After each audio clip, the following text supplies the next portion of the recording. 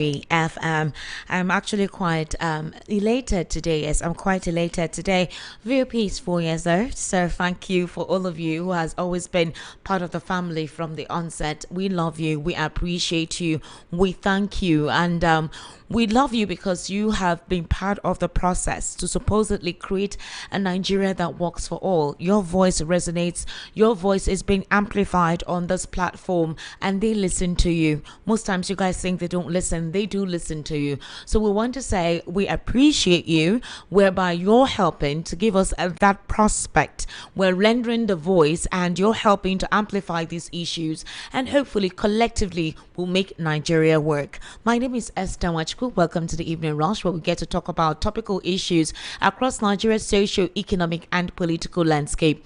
On the Evening Rush, beyond most of the happenings that affect our economic and social welfares, we also look at how issues across the board, that is outside the shores of Nigeria, also impacts us when it comes to national integrity, when it also comes to proper identification and a sense of nationhood. Ladies and gentlemen, please bear with me while I discuss this, or I wouldn't say it's the main highlight of the conversation this evening, but please just be patient with me. So, there's a saying that a nation divided is a nation that will fall. Do you know that? Nigeria, a lot of persons call it a contraption. It's supposed to be a country that is not meant to be together, and that the fact that we've survived this long, some persons have called it forces beyond the ordinary that has kept us together, where we haven't imploded. Some persons say maybe it's because of the experience of the civil war, and Nigeria knows they cannot go through that process again, so they are managing to put themselves together. But let's come back right now. Whether anybody likes it or not, Nigeria is a Federal Republic of Nigeria. We've had presidents who have told us over time that they would supposedly introduce restructuring, whether accelerated or gradual, but that has always been the modus for their campaign. Well, as it stands, I think they know that when they get there, maybe the only way it can work is if we remain one. Now, in 2023, I think post the 2023 elections, a lot of things started happening. Why I'm talking about this is because of what is currently going on in South Africa. And I think it also happened in Ghana as well. In as much as it seems to be a global exercise, but that of South Africa is deeply concerning, because they're not just saying Nigerians or other Africans should leave. There is hatred, like hatred. You don't even understand. You guys don't know the kind of hatred that seeps through.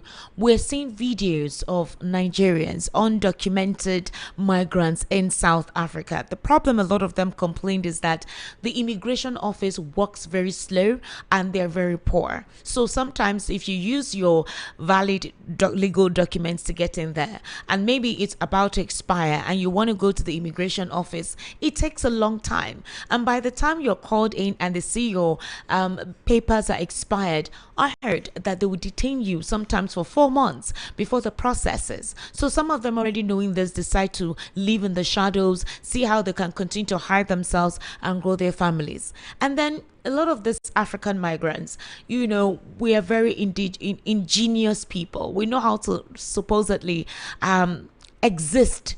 And when we talk about existing, not just existing well, creating our own luxury, okay? We set up businesses, anything that can make us just work hard. We observe neighborhoods and environment. We do an assessment of what the people in this neighborhood would need. A typical Nigerian, actually, let me not even say Africans, a typical Nigerian would, in a neighborhood, say, I will set up a small kiosk, all right? We would work from a certain time to a certain time. We will provide household items at a supposed easy accessible level, and before you know, they get patronage and set up another shop somewhere. So you see small salons for nails and barbing salons, or wash utility vehicle outlets, small businesses like that. And before you know, Nigerians or any African migrant in that place begins to survive. But what is currently going on? let me come back to my home point.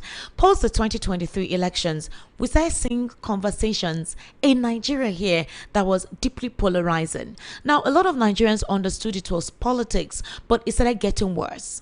Some Nigerians started going into some people's spaces. So on X, there's what they call spaces. You can have almost 1,000 people on that space where you discuss issues of any interest based on the host of that space. And so they will enter spaces of Ghanaians or South Africans, and they begin to denigrate and brandish their fellow Nigerians who were living in these countries. I'm telling you, it was so bad. Now, this is what happened. In the case of Ghana, they brought up an issue about a Ghanaian king, a Nigerian king, who supposedly wanted to establish a Nigerian village where he bought hectares of land. Apparently, this situation happened way back in 2023. They resuscitated that case last year to the point that that king was invited, questioned, almost imprisoned. They said he almost fainted or collapsed because he had high blood pressure. That case was addressed in 2013, and it was dropped, but it was brought back like a fresh case. The next thing we started seeing Ghanaians with placards saying Nigerians must leave, you're taking our jobs, we want you to go back. And the whole call of when we were like Ghana must go, I think during Shagari's time, came simultaneously. We started seeing sentiments and grievances as well in South Africa. We're not saying it's the first time it's happening in South Africa. I think during Jonathan's administration, we experienced one of the worst Afrophobic attacks. South African blacks attacking other blacks, and not just attacking, they were maiming, they were raping, they were looting, they were destroying, they were burning, they were killing, they were doing dastardly atrocities on their fellow African people in South Africa. So this is not the first time that Nigerians or any other migrant in South Africa is feeling such, velocity of hatred towards them by these individuals. We are not saying South Africans are not right in saying they want things to be done the right way. And what exactly is the rift between South Africans and Nigerians? So according to them, this mounting anti-immigrant sentiment, according to South Africans, is driven by unemployment, overburdened public services, and accusations that some migrants are involved in undocumented immigration or organized crime.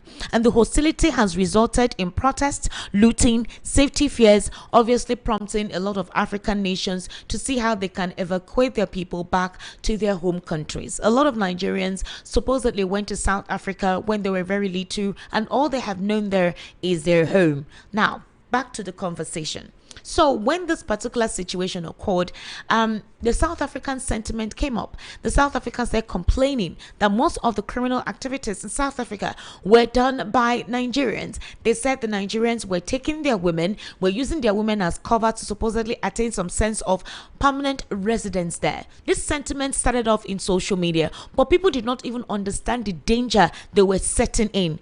And before you know, the situation about the indoctrination of a Nigerian king from the southeast, I think in South Africa, came up. And the way the story was peddled was a coronation of a Nigerian king that is from the southeast. There's a difference between indoctrination or induction or something and coronation. Now, if you say coronation, you're obviously setting up a kingdom in somebody's land, and already things are already tense. With, you know how Nigerians are, we're rambunctious. We're also loud. We like to be seen.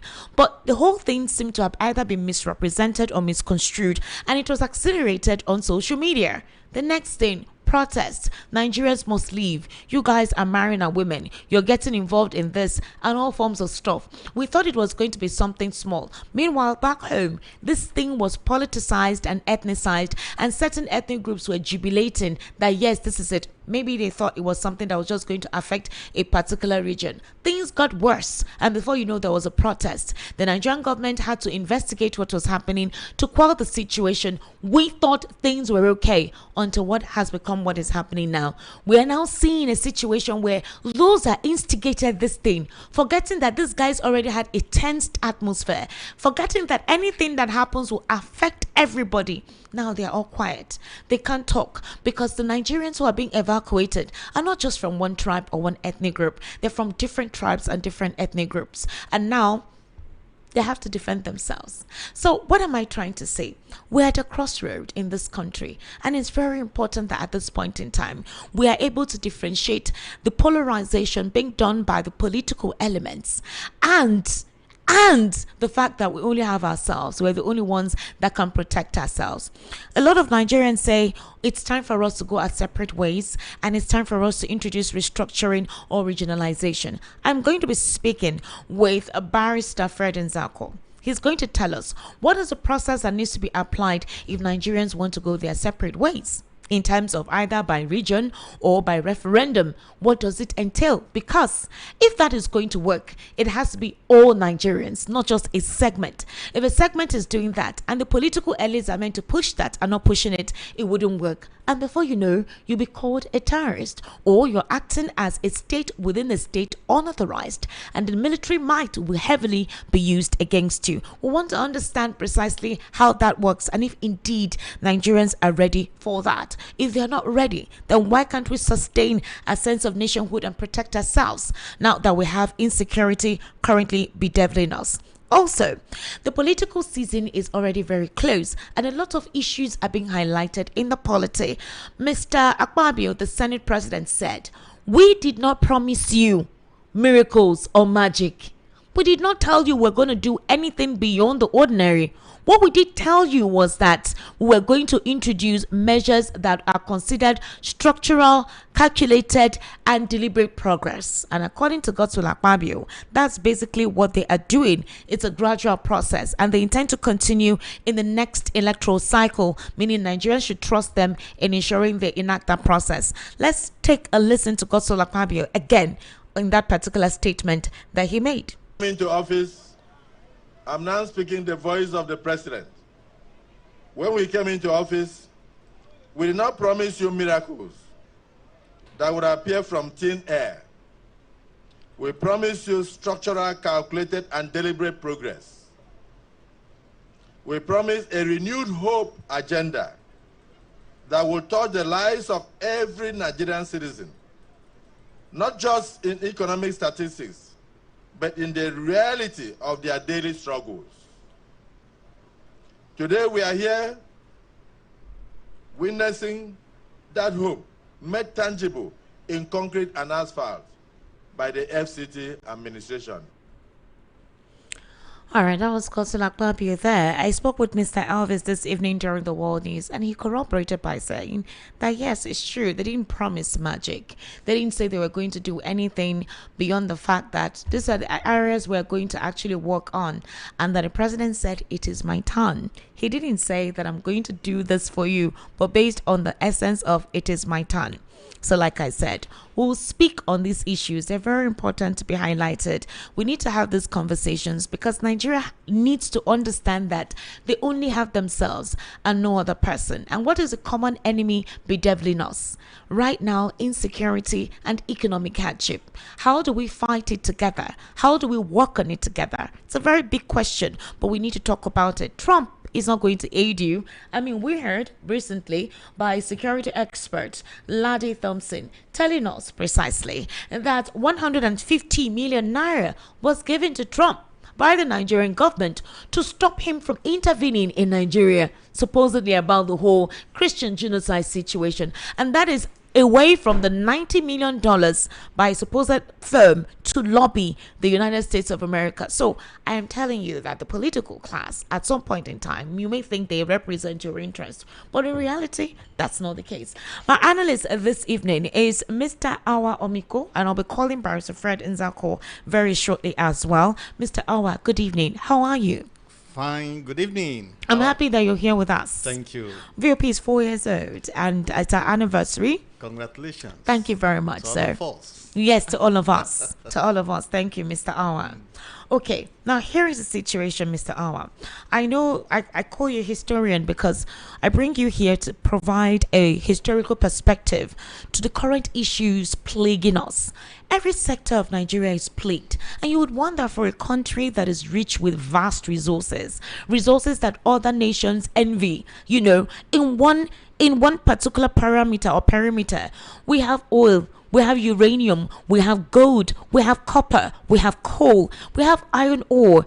beautiful mineral resources. Unfortunately, despite these resources being under our feet, we are supposedly the most malnourished when it comes to our children. We have regions that are devastated and retrogressing. We're not seeing structural development across the entire 36 states of the Federation. We have areas that you wouldn't even know there is no presence of government, where you're having non-state actors take charge in all of those communities. Meanwhile, we have governors in all of these states. We supposedly have institutions that are supposedly governing these states, but the presence of governance is astutely lacking. The local government that is meant to supposedly be more impactful seems to be non-existent, and the state government seems to be so high up there, lofty high, supposedly either to please the executive or looking at other personal agenda rather than delivering adequate true democratic values at the grassroots level. So you now have Nigerians looking for means to survive, and in such instances they become or they fall into the whims and caprices of certain elements.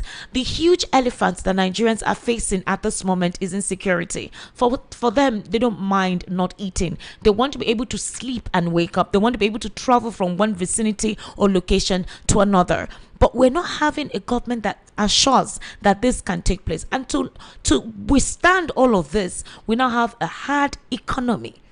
The social welfare is something else. So living conditions are nothing to write home about. There is no difference between the poor and the average Nigerian. And when we look at this situation, you see them look for any means to leave the country, the whole Jackpot situation. But right now, Nigerians are being asked to return home. South Africa, Nigerians are being asked to return home. Even some of these other countries like the UK, Canada, US, before you know, they bring in immigration policies that stifles how people have entrance into their territories. So let's go back in countries close to us, Ghana and South Africa. In the case of Ghana, at what point did they ask Nigerians to leave before now? Yeah, well, you've asked, you've juggled so many things together. No, I didn't juggle. Don't worry. What I tried to do. You've put all in one basket. Okay. And I'll try gradually to dissect all. Let me start with Ghana. This is not the first time Ghana is trying to make us leave their country. Way back 1969, when they had when they had economic crisis, they made Nigerians to leave, because there were a lot of Nigerians in Ghana then. In fact, Nigerians began to travel to Ghana as far back as 1877, over 300 years ago. Nigerians were already in Ghana. In fact, the Ghanaians then called us Alata. That Alata simply means it was the ship. There was no land transport then. They were going by ship that took Nigerians there. The name of that ship was called Alata. So they say people from Alata. And gradually, the place we settled were mostly the Ga area, known as that is Accra. And Accra simply means a black ant. And they said Nigerians, just like the way you described Nigeria, they said Nigerians are workaholic, and because of that, they referred us as black ants. Because of that, they said Nigerians are black ants because we are workaholic, we are industrious, and with any available space. And any available space, we turn it to a commercial center. So, but then, you should know, as people migrate, there must be crisis. And we continue to expand. Because then, Ghana was more or less like the industrial hub of West Africa there. Down to 1969, the Ghanaians felt things that the economy was hard on them. And so they have to allow the foreigners to leave. Mind you, those they allowed to leave were not Nigerians alone. Okay. But Nigerians were more.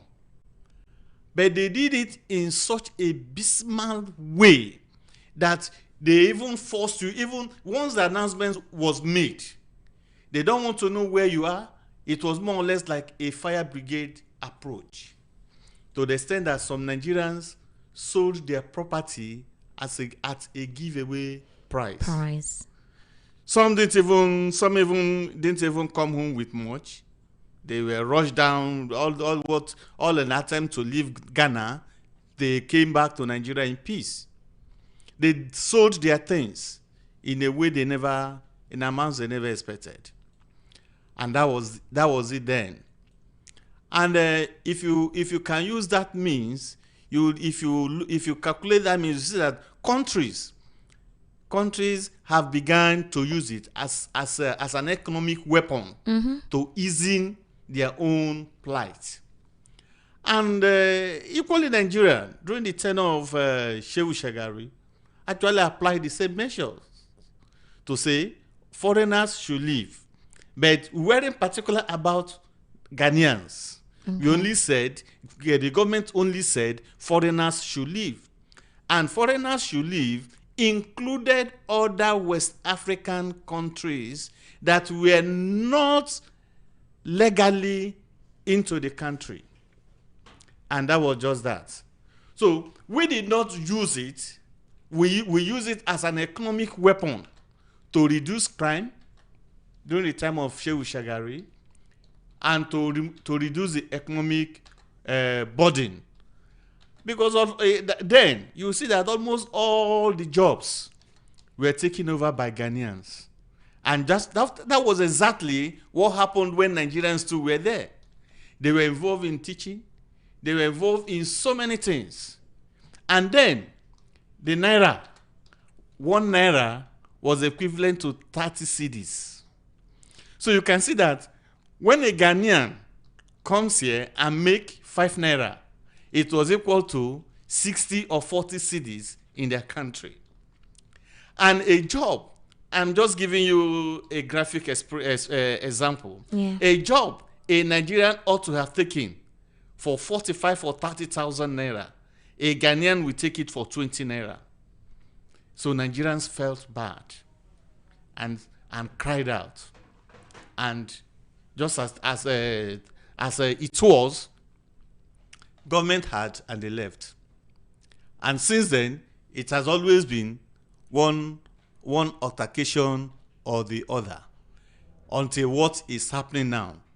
But look at it from any angle, either the true economic policy or government policy or even the socio-economic policies, you discover that it's still not the best way to treat African countries.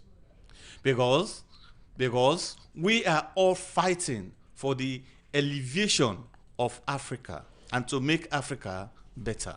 Well, I agree with you. And I also understand where the South Africans are coming, because one would have wondered, for people who had gone through apartheid. Mind you, I've just spoken on Ghana. I've never moved to South Africa. Okay.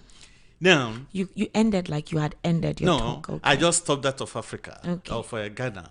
Now, if you look at what has snowballed into South Africa, if you look at Africa, if you look at Ghana, though I'm not speaking for them, you could say it could be permissible to a level, because then Ghana was seen as the capital of West Africa. Gold Coast. In times of politicalization, in terms of economic emancipation, in terms of political education, in terms of anything you can think of. And by 1957, they had their independence. They had their independence before us, yes. And so they were more or less like the forefront states in West Coast and West Africa. If you go back to while I say it is even better, while I say we can still excuse Ghana, though it is not excusable, was that even in South Africa, during the time of apartheid was so bad that, in fact, I just don't know how to describe it. What we're seeing now as crisis in Nigeria was just nothing near it. There was this racial discrimination where blacks were allowed to live in the worst part of that country called South Africa. They were maltreated, poorly educated. They were given the worst of governance and economic. In fact, most of them were not even allowed to work. Imagine a situation where they will say dogs are allowed, South Africans are not allowed in a particular place. Where you'll be moving on a road, the road will be demarcated. One for the whites and one for the blacks. The better ones for the whites. The worst, the ghettos for the blacks. Then African nations came together to say, this cannot continue. There must be a change, that they must pull down apartheid. And Nigeria was in the forefront of doing that because of the big brotherlism we had and we claimed we are as the biggest country in Africa. And Nigerians spent a lot of money, not in naira, but in dollars and pounds sterling. Not only the government of Nigeria spent, but students were taxed 50 kobo. Every Nigerian student, once you're in secondary school, they said, for your brothers in South Africa. And they were released. And that government went down. And thank God, with the likes of Steve Biko, Mandela, Desmond Tutu, and others, which are too numerous to mention here. And that went down. And fast forward it to 2000, that country itself began to drive. It went on a drive that were encouraging people to come to their country. They were asking people, wherever you are, South Africa is the best place to visit. And they use a term, I said Akwaba. Akwaba. Yeah, that you are welcomed to South Africa. It was a way to draw people to their country. And Nigerians and other African countries Flooded in. And now you are treating them badly, just as the days of the apartheid. Is it possible that the South Africans, the black South Africans, are going through what you call Stockholm syndrome? They seem to be replicating what they went through with their fellow African men. I wouldn't really call that. In fact, partially true. You are partially right. But I would rather say it is more or less like a vendetta. If you look at those of them that experienced apartheid, and those whites and those mixed colored people that experienced apartheid, must have now come to say, this is our time to take our own pound of flesh. And you see some of them sponsoring to say, what are these people doing here? And if you look at South Africa, their body, by the way the people are, they are not as industrious as Nigerians, and they are not as creative as Nigerians. They are not as innovative as Nigerians. And you can see that in the DNA of every Nigerian, enterprise is written, is embedded. So you think that caused envy, jealousy, which is now seeping hatred? You just described. You just gave us just some seconds ago. You gave a panographic description of Nigerians. Yeah. You said any space they see, they put into use. Yes. And you see, when these Nigerians go to South Africa, when they see that, look, there are a lot of things lacking here, they begin to make provisions for themselves. Yeah. For instance, corn roasting. Yeah. South Africans don't do that. But Nigerians say, no, there is corn here. We can help ourselves by doing corn roasting. And they began to make money. It became an enterprise. And so some of them began to make good money out of it and became an envy. One, if you some of just the social aspect too, when you interview some of their ladies, they said Nigerians are more caring because they have this culture of abusing women in South Africa. Okay, so somebody said Akwaba is for Ghana. Okay, Not South Africa. Okay, sorry for It's that. welcoming Ghana. Welcoming. Not South There Africa. was a term used Okay. by South African to jingle to ginger people to come to South Africa. So and if you look at it, they when they were encouraging people, they built up infrastructures. Okay, hold on that thought. When this apartheid you talked about collapsed in 1994, right? Political liberation arrived alongside economic expectation. The democratic South Africa symbolized possibility, like you mentioned, where a lot of Nigerians Yes. and other Africans flooded in. It drew migrants from across the continent seeking opportunity Good. in what appeared to be Africa's most industrialized economy Exactly. because of the white people that set Yes. up a good economy there.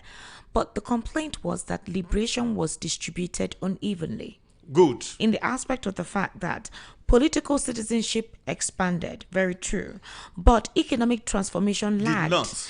Joblessness remained severe, inequality deepened, informal settlements expanded. And so, for millions of South Africans, the freedom felt symbolically triumphant, yet materialistically incomplete. Yes, that is. I'm coming to that too. You see, there with the iron curtain pulled down, there was a very great gully, a dichotomy between the advanced white and colored. Because when you begin to talk of South Africa, we don't only have white people there. We have actually mixed races like the Indians coming, the Arabs, and Yes, yes. another Lebanese. group, the Lebanese too. So these people coming to South Africa came on exploration and expansion of their businesses. The industrial area were occupied by these whites and mixed people and mixed colored people, and the blacks, mind you, within the days of apartheid, they lacked skills. Education wasn't much. Yeah, you said so. And the ability to work with people weren't there because they were coerced and fear was built into them. Oh, I even heard amongst themselves they have different tribes and they also envy themselves. Very good. That is They just- fight amongst their own You tribes. can see the Kyokia and the bushman. You know when you say somebody is a bushman, And a particular it's tribe a considers particular themselves tribe, more superior yeah, than the other. others. So all those things were the mental part of the mental enslaved. I wouldn't use the word enslavement, but the part of the mental. You're right. It's Batch. mental. It's mental No, enslavement. I wouldn't want to use the word enslavement Why? because they have been colonized before that period. Okay. So I rather put it as part of the batch of apartheid. You see, when that batch is there, they still see themselves as being inferior. Even look at before the demise of Nelson Mandela. He said, "You don't fight the people by physical strength. You're not going to win them. That the only way you can be equal to the blacks, to the whites, is to have education and skills. But how many of those blacks have such educations and skills? And if you watch most of our Nigerians going there, we are not going there as an unskilled people. Obviously. You see some our educated people going there. And when they get there and these white people find them able to take certain jobs, they give them those jobs. And the South Africans are there not having the skills and became envious of us. And these are some of the challenges. And when they opened, I was talking about infrastructure.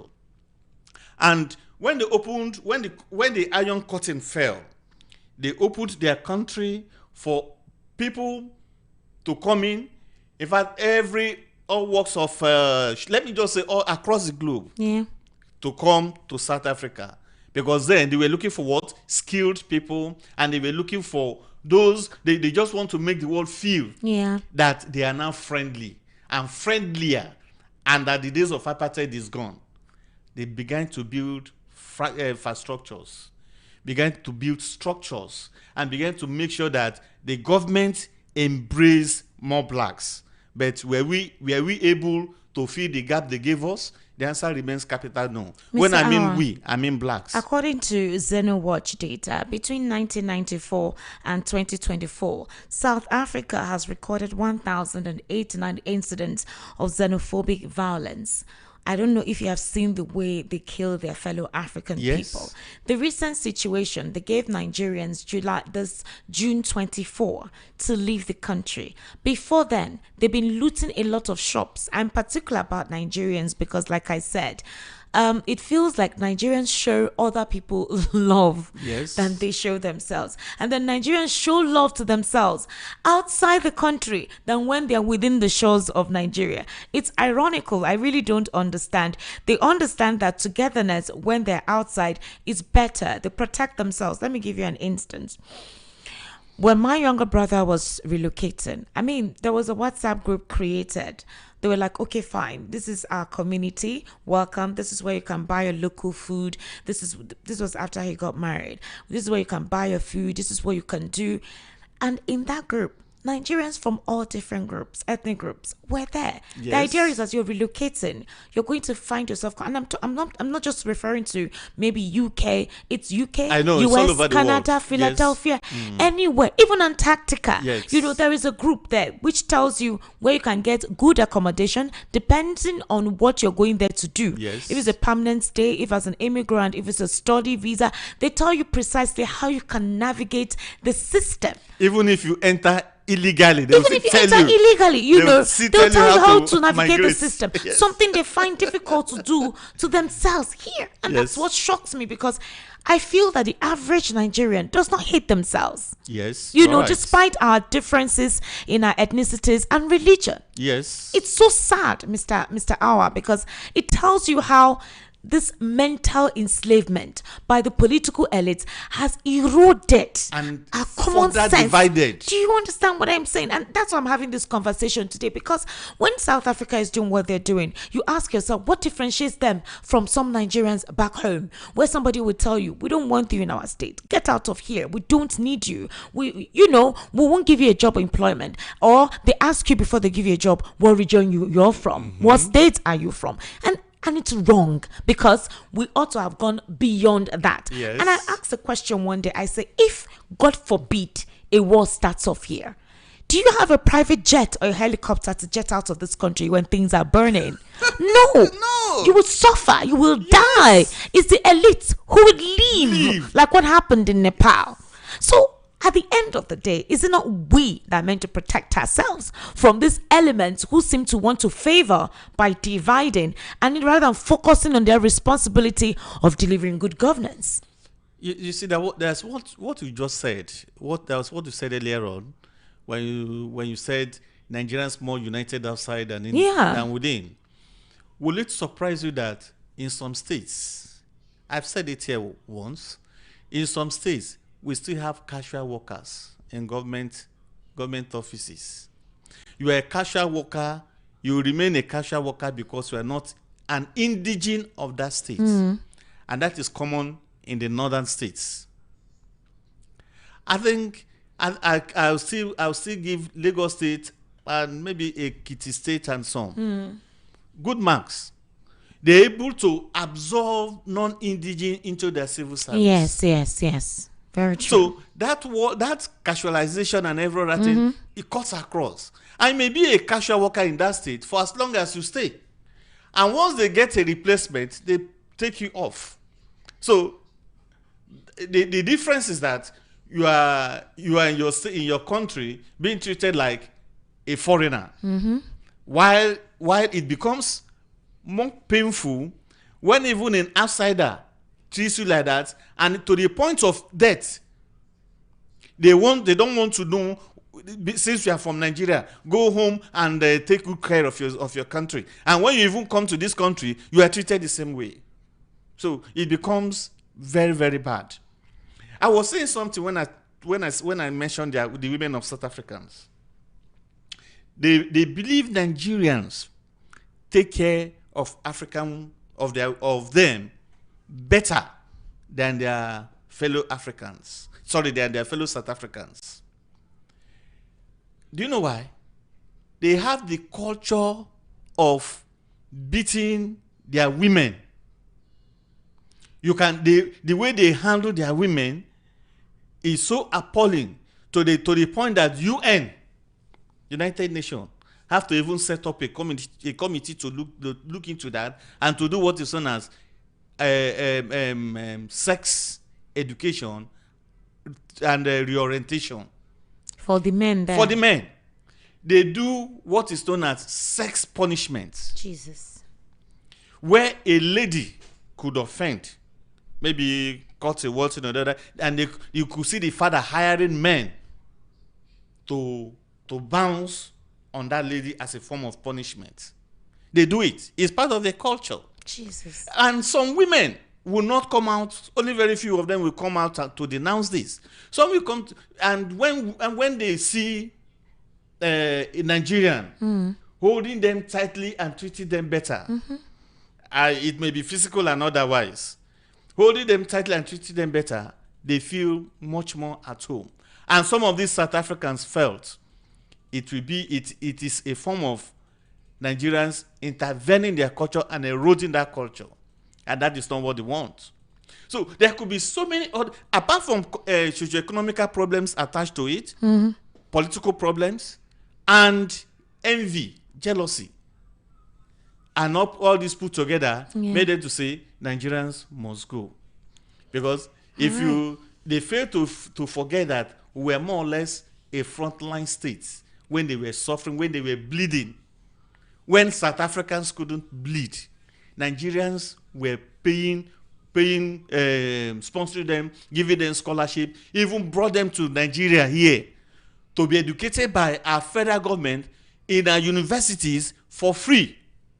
One of my classmates was a South African there in Unilag, and they were educated for free on scholarship. And some of them were even given federal government appointments. But now, they're paying us in a bad coin. I hope the government, I thank God that the government is gradually responding now. At least the government of South Africa last time spoke against it and warned South Africans to maintain that was peace. just lip service. But from his body actions, language, at all. Yes. I mean, the police accompany these guys are the doing guys what they're doing now. But he should put much more effort to make sure that Nigerians there are saved. They're not doing it. And we talked about just hold Nigerian on. government is trying to bring back our people. Yes, too. we're bringing back, but like I said, But- there's an issue with. Anyway, we'll get into that. Okay, yeah, Because let it not seem as if we have all those resources and it's difficult to entrench good governance and create an economic flexible system, why would you have Nigerians? Do you know there are Nigerians in Burkina Faso? There are Nigerians in Mali, Niger. You see Nigerians in countries that you never even think any sane Nigerian will go there and stay. They will stay there. And they will tell you they prefer their economic conditions there than their own home country. Esther, that's one thing you need to know. Man is a mobile being. Even if we have all correct here, there will still some that want to leave the country, either for cultural, either for exploration, either for expansion of business, either just to have a new wave of life. So there could be so many reasons people are moving.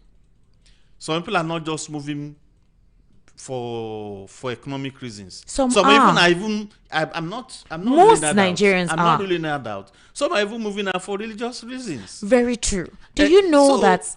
There's so many reasons. Sir, do you know? But we can't rule out the fact that if our country is economically viable, politically sound and stable, have the right infrastructures. When I mean infrastructures, I meant everything from the education to the health sector. Exactly. To everything you can think of. There'll be less of us moving. Do you know I heard that the University of Ibadan Teaching Hospital was one of the greatest hospitals that we had foreigners coming in there for treatment? I even learnt. As I learnt, I can't really quote the man now. The man that was treated at University of Ibadan Teaching Hospital saw the facility and was so amazed that this type of facility could be in West Africa, And the man went to, is it Middle East, to replicate it. And that was where one of our heads of states, when he travels to Middle East, goes to stay and have his health checked. It shows the type of leadership we have. You see, if our leaders are proactive, if you are not thinking of our pockets and of ourselves, if we don't take away greed. Exactly. Kings, I'm not saying King's politics is a killing politics. If you don't take away greed, don't take away religion, practice government, put it the way it should be, make it people-centered, and build infrastructure across board, we keep on having things like this. All right, sir. Africans may share colonial wounds, but we do not all carry the same scars. One reason Afrophobia often shocks West Africans is that we assume colonialism produced similar psychological damage across the continent. It did not.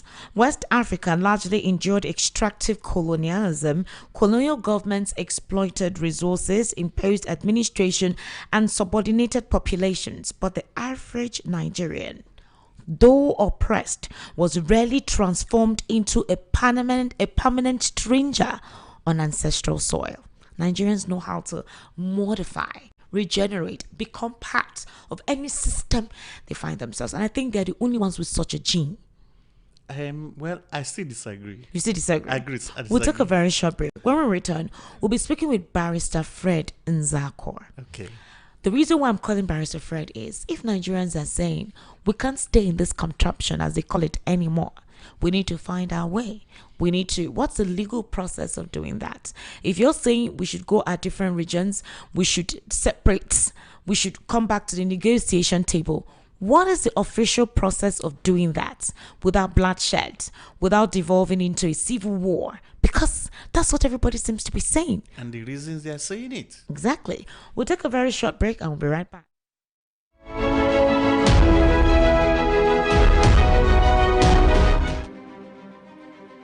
Lagos, are you ready for an overflow like never before? It's the Interdenominational Hour of Revival Lagos and the Ministers, Leaders and Business Conference. Hosted by Bishop David Abioye, get set for a divine encounter with the theme Exceeding Grace. Grace that breaks limits, grace that lifts you higher, grace that changes your story. Date: Thursday 25th to Friday 26th June 2026. Time 9 a.m. and 5:30 p.m. daily. Venue: the Grand Joy Event Center, 17 Billings Way, Oregun, Ikeja, Lagos. This is your moment for supernatural advancement, your moment for kingdom empowerment. Ministers, leaders, business minds, step into your next level by grace. Don't just hear about it, be there and experience it live. Hour of Revival Lagos, Exceeding Grace. Don't miss it. You are listening to your the number one station. to Voice of the People 90.3 FM. Do not touch that dial.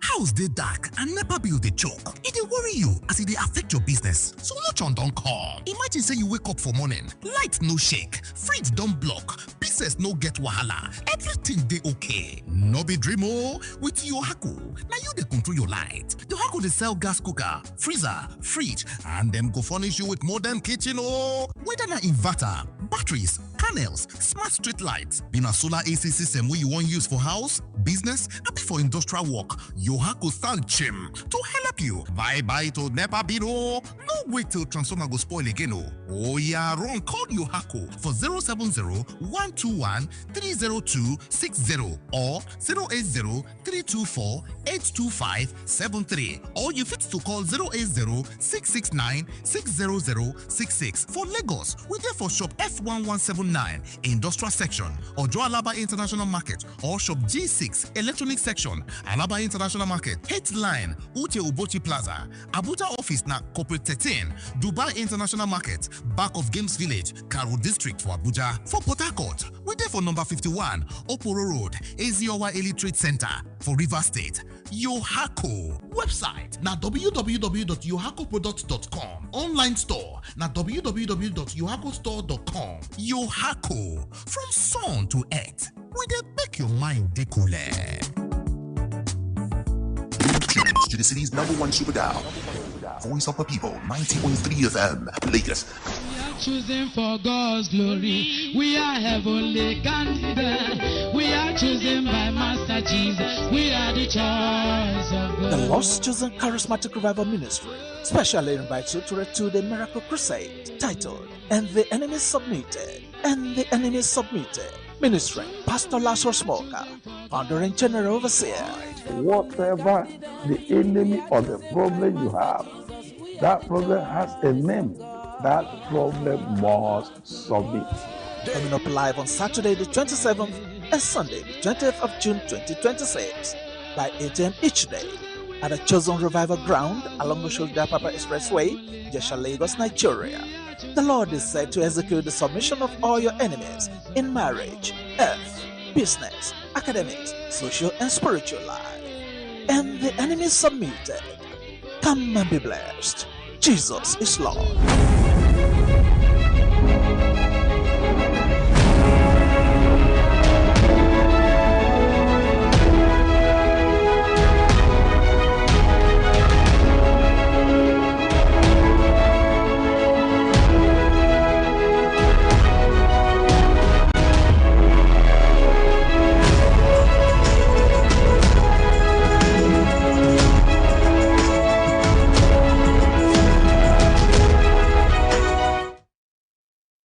Ladies and gentlemen, welcome back. This is still the Evening Rush right here on Voice of the People 90.3 FM. I currently have Barrister Fred Inzako with us via the telephone. Barrister Fred, good evening and thank you for joining us today, sir. Good evening. How are you, sir? Very well. How are you doing? I'm fine. Barrister Fred, let me first of all tell you congratulations. You've been with us for almost 4 years right here on Voice of the People 90.3 FM. And I want to officially thank you for imparting knowledge and sharing your wisdom and making sure that Nigeria gets better with your consistent analysis on issues bedeviling our country. So congratulations to us, sir. Thank you, Esther. Congratulations too for the good works you are doing. I wish to felicitate with your team and the whole family of VOP 90.3 FM. Both Thank you radio so much. and television, and every good thing you've been doing for the benefit of our country, Nigeria. Congratulations. Thank you so much, Barrister Fred. Now, Barrister, why I called you specifically is this. Recently, and based on the tensed political environment, with the insecurity escalating, you hear when issues come up, Nigerians will say, you know what, Nigeria has expired. We need to go our separate ways. We need to introduce regionalism. Let everybody go sort themselves out. Let everyone start developing themselves and all. And it feels like it's an impossible feat. So, Barrister, I called you. If Nigerians say this is what they want and they don't want to live together anymore, who are the people that will be responsible for starting that process? And that's one. Two, what is the legal requirement needed to start off that process? And three, will that help Nigeria move forward? If, as some Nigerians want it, for you to either disintegrate or we find our own way and develop ourselves in a different region based on your ethnic group? Simple answers to your multiple questions. One, you ask who are the people. The people are Nigerian people. Everybody who occupies this geographical space called Nigeria seems not to be happy with Nigeria. Everybody. And when I say everybody, you can very easily discountenance with those who are having temporary enjoyment of the fallibility and who seem to be enjoying temporarily. I use that word temporarily because at the end of the day, you find out that when that issue, when that thing that they think they're enjoying expires, they go back to lamentation. Mm-hmm. So everybody in Nigeria should be concerned, and it is the duty of everybody in Nigeria to make sure that life gets better for everybody in the country. Two, the issue of how it will be done. You go back to the historical origin of Nigeria, way before the colonial masters, way before 1800. What was this environment like? And then even though certain things cannot be retraced, you cannot reinvent certain worlds, but you can change the course of destiny by applying deep wisdom. Nigeria was not Nigeria before 1914. And even before the colonial masters came, there was nothing like Nigeria. How were the people engaging? Now, because of the evolution of mankind, no country remains what it was. America started as 13 republics. Today, there are 50 states. The same thing with China, the same thing with England, the same thing with, then you remember we had the USSR, and then today they have broken into about 13 republics. Mm-hmm. And even before they became USSR, there were about 15 republics that came together to become the Union of the Soviet Socialist Republics that eventually now scattered. You remember we had East and West Germany, and today you used to have a single German bloc, and today later at the point you had East and West Germany, and later they unified.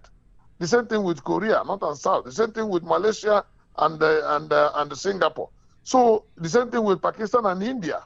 The dynamics of humankind requires that there will be change. So, and nobody should ever be afraid of change. Nigeria cannot pretend, Nigerians cannot pretend that they are enjoying Nigeria. Because if you have an opportunity to be in a position of financial or fiduciary opportunity, how about the rest of your people? How about the rest of your tribesmen? How about the rest of your native people? Are they also enjoying the same luxuries? Of course, the answer is no, because it never goes round. Now, what can be done to ensure the greater good for greatest number of people? The concept of proponent by Jeremy Bentham cannot be thrown away, cannot be thrown overboard, because the whole essence of living is to ensure that there is greater good for the greater number of people. Is there greater good for the greater number of people in Nigeria? The answer is no. If in a population of between 220 and 250 million people, 175 million are living below poverty line, it tells you that more than 60% of Nigerian people are suffering in a land of plenty. And what is the solution? There are so many theories. And of course, you know that because it is in the realm of theorization, Mm-hmm. everybody will have his own opinion, and everybody will have his own nuances and the way he feels that the country will be run. The soldiers will tell you, during the war, they said, go on with one Nigeria. The concept of one Nigeria was propounded.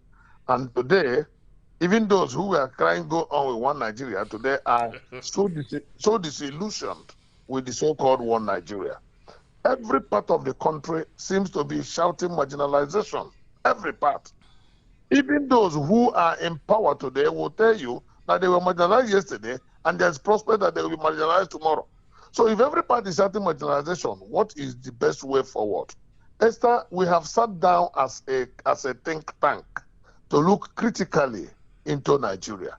And as far back as the year 2000, I keep saying this, I started with the with promotion of true fiscal federalism and the concept of restructuring. And in all my analysis and in all my thoughts and in all my studies, I have not seen an option that is better than restructuring. For now, I have not. And that means that Nigeria has two main options. Is that Nigeria restructures along the line of true fiscal federalism for growth and development of almost all parts of the country, for maximization of enjoyment of life for the greater number of people, or Nigeria dismembers. It's a stark reality. Dismembering means Nigeria will be cut into pieces. The Igbos will go their way, Yorubas will go their way, the Hausas will go their way, the Fulanis will find their way, and every other tribal region. The challenge with that option is there are over 200 ethnic groups in Nigeria speaking over 250 different languages. How do you want to break up? If you want to break up, are you breaking up along linguistic lines or along tribal lines? That means you'll be looking at having 250 countries or 200 countries out of the current Nigeria, which of course is impossible. And that is why the other option becomes the most feasible, the option of restructuring, whereby each zone today, you see, sometimes when people think thoughts are divine, scientists and inventors, they invented stuffs from divine thoughts. God will not come down from heaven, but will direct the thoughts of man towards invention. That is why Michael Faraday invented electricity. He began to talk about people like Albert Einstein. He talk about people like Newton and all inventors. These are all human beings. These are all human beings. Our brother Philip Emeagwali, of course you know him. He's still there. The father of internet. He's a human being. And every invention is like somebody, is like God speaking or divinity speaking through somebody for the betterment and improvement of humanity. That is invention. Divinity speaking through somebody for the improvement of humanity.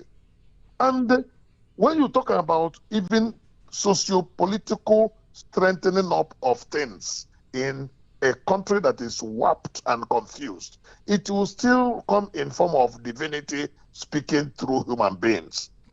Our brother Dr. Elese Kweme of the blessed memory, God spoke to him and he propounded the theory and the concept of zonal arrangement in Nigeria. And that is why we have 6 geopolitical zones today. And everything in this country is being arranged administratively through the 6 geopolitical zones. And it is working seamlessly for us. What is left is for us as a nation, as a country, to be bold enough to inculcate the zonal arrangement into our administrative structure. In which case, what are you doing with 36 states, Esther, when a lot of the states cannot take care of themselves? What are you doing with lopsided local government creation, when even some people, as we speak, are still asking for more states and more local government could be created? The fallibility of human beings, where selfishness and greed will not allow them to think beyond their nostrils. Today, we are looking at a lopsided creation of states, and it is a sore point and a point of complaint by the Southeasterners that they were given only 5 states when the Northwest has 7 and other zones have 6. But I tell you that the complaint that Kano has 44 local governments, whereas between Kano and Jigawa, that used to be old Kano State, they have 71 local government areas, more than the whole number of local governments in the Southeast. Meanwhile, each local government draws funds from federation accounts. Wow. Draws funds from federation accounts. And where does the money that they share every month? The money comes from Niger Delta. The golden goose that lays the golden hen that is abandoned after the laying of the golden egg. The golden goose that lays the golden egg that gets famished. The egg will be taken, and the hen and the goose that lays the egg is abandoned to get famished. And instead, they will pretend to be taking care of Niger Delta. Go and look at the environmental despoliation that keeps going on in Niger Delta unabated. Meanwhile, it is the resources of Niger Delta that seem to be feeding the entire country. Whereas the resources in the north are illegally mined, criminally mined, by some people without the benefit of the country or for the rest of Nigeria. Esther, how do you think that the man or the woman in Niger Delta will be happy with what is going on when their own God-given resources is for all of us, but the God-given resources of the North is for the North? Is that not a crass injustice? It is. How do you solve the injustice? In the midst of all this injustice, they will tell you, oh, they will not allow the Igbo man to become president. For what? What is his crime? What is his offense? They begin to say that narrative, and you think it is not serious, or it is like just a mere talk. You see it take place in action, in practice. That a little boy, even from the crucible, the young boy will stay in the same school at primary school. When they want to take exam into Unity School, you ask the boy from Anambra to score 139. You ask the boy from Imo to score 138. You ask the boy from Enugu to score 136. You ask the boy in Delta to score 135. You tell the boy in Zamfara to score 5. And they will all come to the same Unity School. And by the time they manage to come out, the same boy from Zamfara who scored 5, or the boy from Sokoto who scored 6, will be given juicy appointment in NNPC, in CBN, in NEMASA, and in such juicy locations. Or Nigerian customs. Or Nigerian customs. And you think that there's the rest of the people will be happy about it? Esther, I tell you, and that is why some people feel frustrated being Nigerians. And when such injustice continues unabated, and it is even getting to the crescendo, to the point of administrative nepotism, propagated by President Muhammad Buhari's administration and made worse by President Bola Ahmed Tinubu's regime, where you are only interested in the people from your zone, your tribe, your nativity, and the rest of the people will be undermined, irrespective of the provision of the federal character principle in the Constitution. Today, so many things about the Constitution don't hold waters. What now happens is the whim of the king. Nigeria is run like a proverbial empire where the king makes no mistake, whereas we claim to be in a democracy. So in the midst of all this, there are indices that lead to frustration in the land. Nnamdi Kanu, what is his essence of struggle? He feels the people in his class, the people of his age, they have sat down to analyze the country and they don't feel belonged, and they begin to agitate. It's either you bring us in or you allow us out. That is the whole essence of the agitation. Where has it ended him? People who have committed worse crimes, he was agitating, peaceful agitation. Yes, insulting angrily, just by word of mouth. But people who take up arms against the state, who kill, are, in a manner of speaking, rehabilitated. Not just rehabilitated, pampered and appeased. But the man who said, if you don't want me in, please let me go. He had not taken up arms against anybody. He had not been seen destroying any property. He just, by word of mouth, asked for his freedom. Where is he today? In prison. With an undetermined fate. They said it is life sentence. A judgment that went below the type that the Hadley Chase will say, infra dignitatem. A judgment that was simply below par. And Barrister, please, what is infra gene? Infra dignitatem. Infra dignitatem. Infra dignitatem. Yeah, I'm going to continue, sir. Yeah. So, and that is what we are seeing. Today, the country keeps moving as if nothing happened. And the young man is languishing in faraway Sokoto prison, made difficult for him to even process his appeal against the unjust judgment It's not just judgment that was delivered, judgment that don't have justice.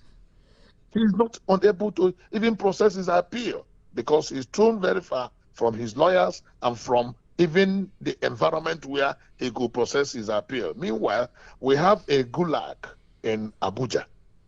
Ordinarily, what is wrong with keeping him there?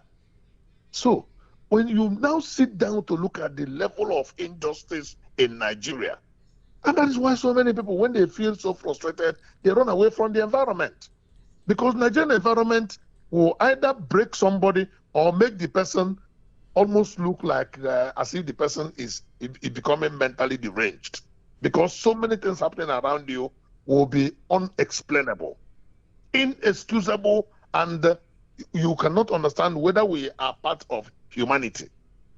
Yet, this is a country that is massively blessed by God in so many ways, on land, on sea, under the ground, and in the air.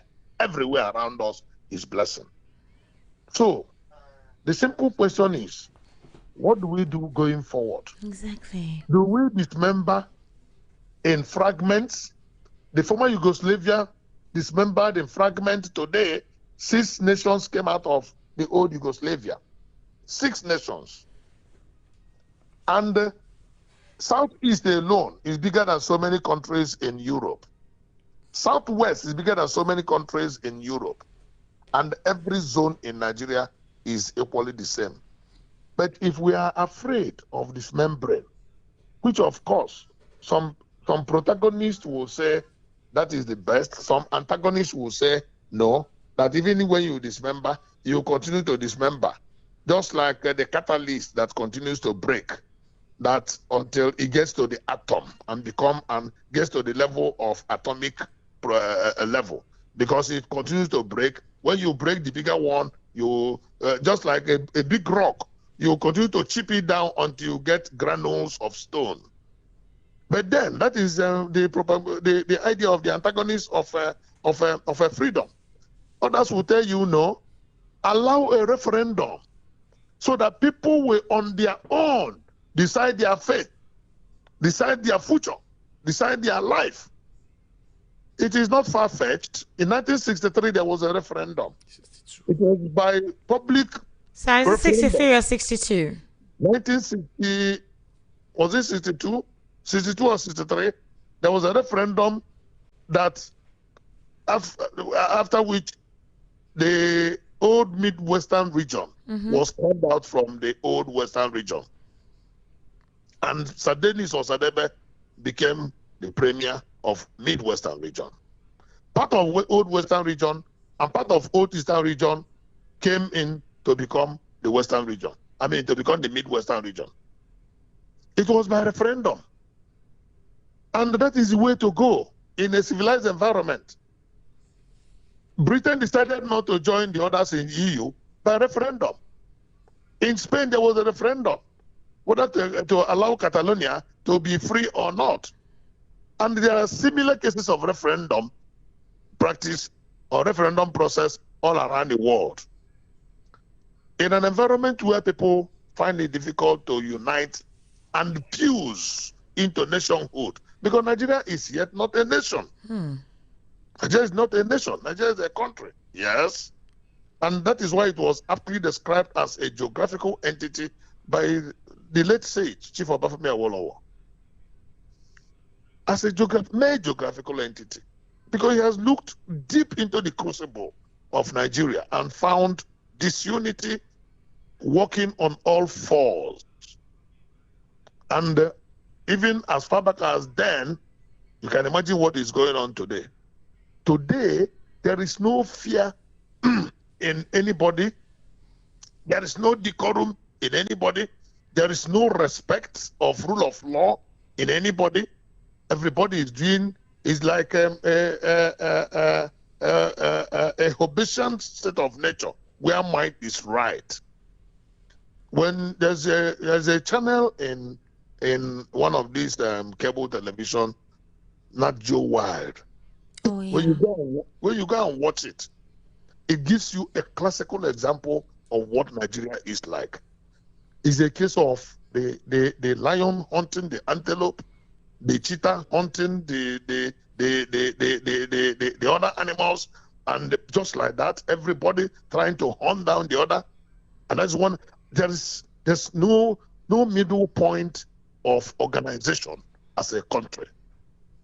In a situation where we practice civilian democracy, and we say we have three arms of government: the executive, the legislature, and the judiciary, each being watching oversighting the other, so that we'll continue to have a livable human environment.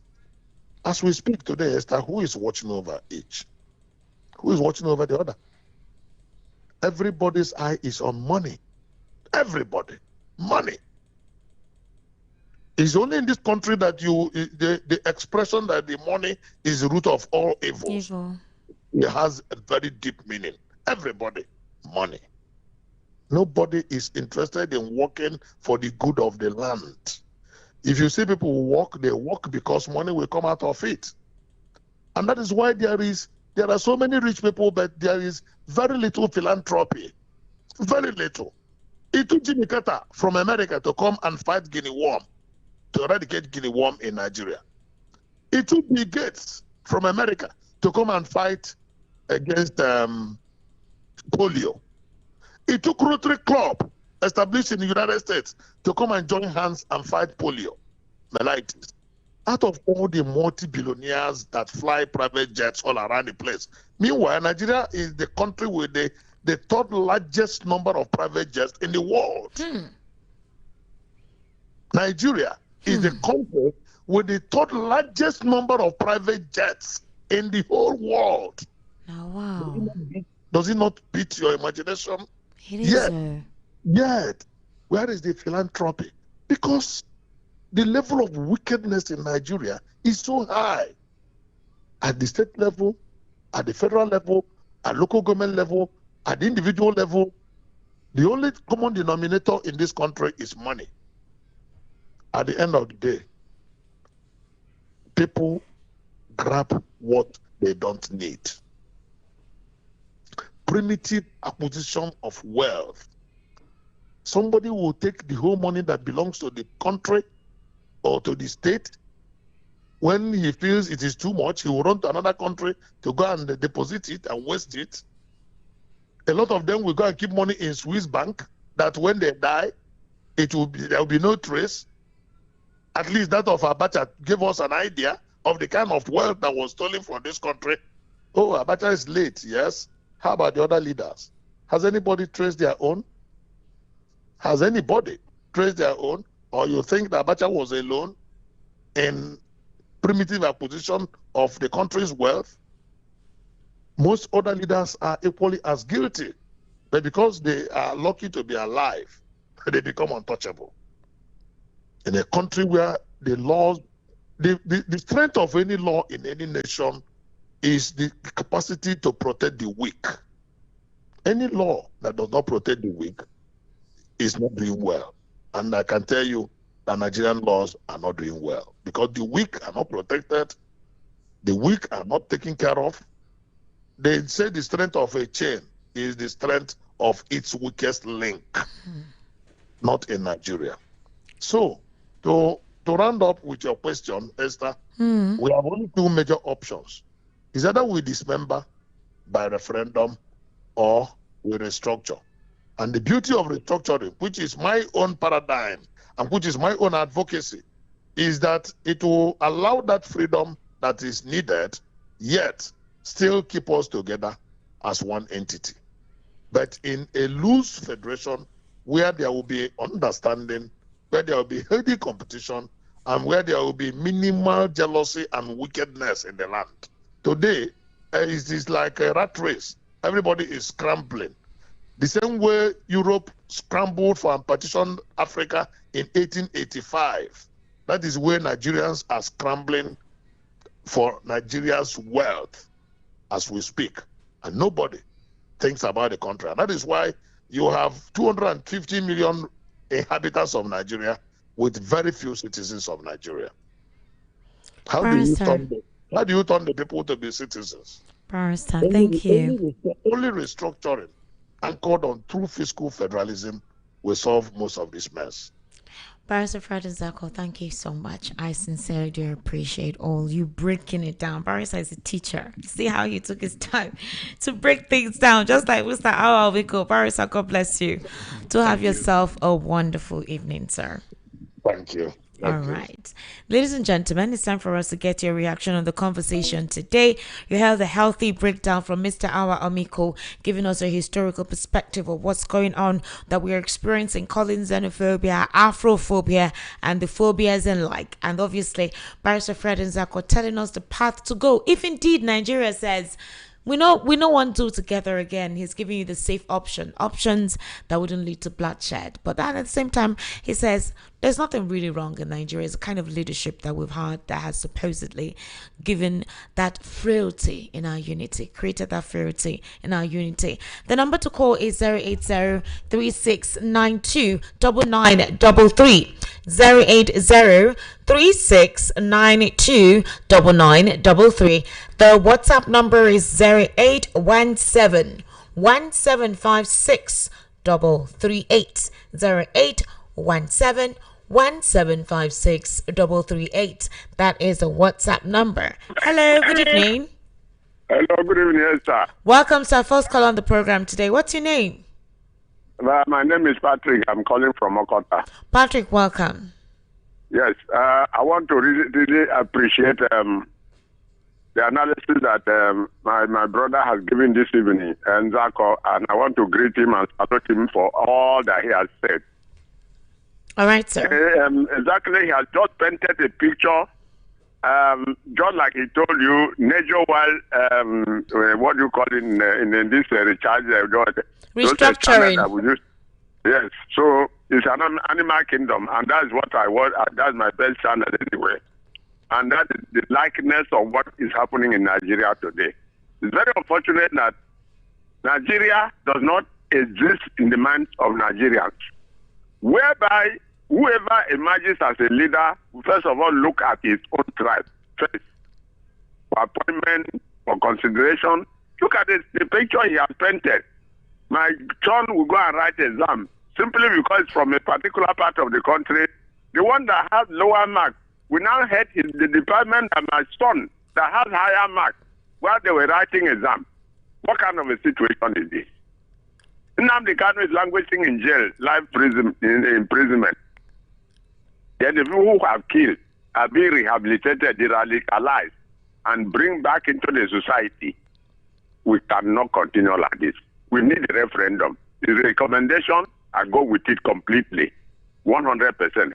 We need a referendum. It's either we either stay together or let us go to the other side. That's better for us to assemble ourselves and feel together. Thank you. All right, sir. Thank you, Patrick, for calling, okay? Sincerely, do appreciate your input. Hello? Hello, Esther. How are you? Good evening. My name is Robert. I am calling you from Apapa. Good evening, sir. I greet your guests. Mr. Robert, thank you for calling. Esther, I know when they were pursuing Ghana, those days, they say Ghana must go, something like that. You know, nobody know that this thing will also tell on us today. I think those days, they say Obioma, they tailor work, Ghana, they say Popov, Abi Bonds. But today, their country is better. Which Ghana, over many years, I have not even set my eye on any Ghana person in our country here. I try to compare the Ghana CD with Nigeria currency. It's like their currency is even more valuable than us. Imagine Ghana telling us to go a giant of Africa. Esther, let me come back home. If you have a brother or somebody that is writing JAMB today as we speak, choose, apart from the north, maybe Ahmedo Bello University, other northern university that maybe they will choose, they want you to come because they are, you know, I don't know, maybe I will say they are not. Mr. Robert, please hone in your points. From the southwest here, choose, or southwest side at my place, south, choose a university. Maybe you are not from that state, and you score, they will tell you, they will first of all give their IDG in the preference. Yes. So, we are one Nigeria. Is it supposed to be so? No. They will say, did you not pay? Those Unilag now, for example, me, I am from Misoko. I know you see, before you get that admission, even though you score anything, you will sweat. I'm telling you. The thing is in our blood. We black. I don't know why it's like that. I don't just know. We are not one. If somebody said, Mr. Roberts, Mr. Awa. Yes. I don't know if I would say it's grace or if it is luck. That. In the concept of my career, I never experienced tribe as an indicator for employment. Let me give you an instance. I worked in Unilag Radio. Kudos to Madam Bisi King Paul. I love that woman. Recommendation? No. Madam Bisi King Paul. Yes. When I went, no Dr. recommendation. Paul? Yes, University of Lagos. I know, Dr. She was Paul. the director Yes. of Unilag Radio at the time. It was in Senate building before they took it back to Masscom department. And I just went there. And I said, I think I have a flair for this. Let me read your news. I've always followed MTA. This Ajayi woman that unfortunately passed on. Okay. I love the way she used to cast her news. And I went there and I read just once. Madam Bisi King Paul said, okay, you know what, Esther? You've got it. I'm going to place you under someone. You're going to understudy the person. You're going to be coming on so days. That woman. Madam Bisi King Paul. Yes. She's my icon. I love her. That was University of Lagos. The second company I worked was a production. I was still in school at the time. During my BSc, I was still in school while I was working in Unilag. Then, before I graduated, I got a job at private companies, a production outfit. They used to outsource content for TVC. TVC just started, then they had issues with management at the time with content. Sometimes they'll stop, and then come back again. There was a program called Grassroots Stewardship. Independent producers? Yes, independent producers. The name of this man, he owned a company called Indigo Multimedia. Mr. Tunde Hundein, a very great producer. And again, I went for interview just once. Private organizations don't. I'm just saying. I was just told to come for an interview. I went there, and it wasn't. I was to go for presentation, but it was not presentation that got me the job.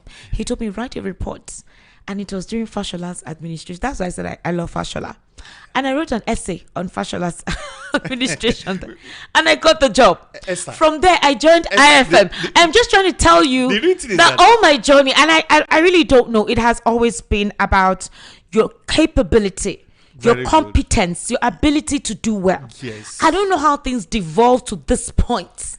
You see, most private organizations want to survive. So the only option they have is to choose a competent person. If you are not good on the job, no private organization want to pick you, because their aim is to maximize profits and to remain in business.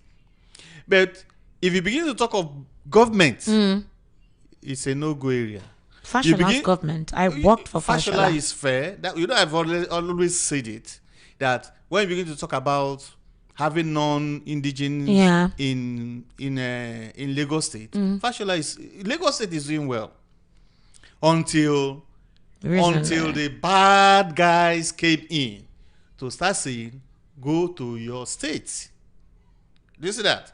And Ekiti too is fairly well, is doing fairly well, and some other, but there are some states, even in the east, there are some states that will not employ somebody from Abia or somebody from Enugu.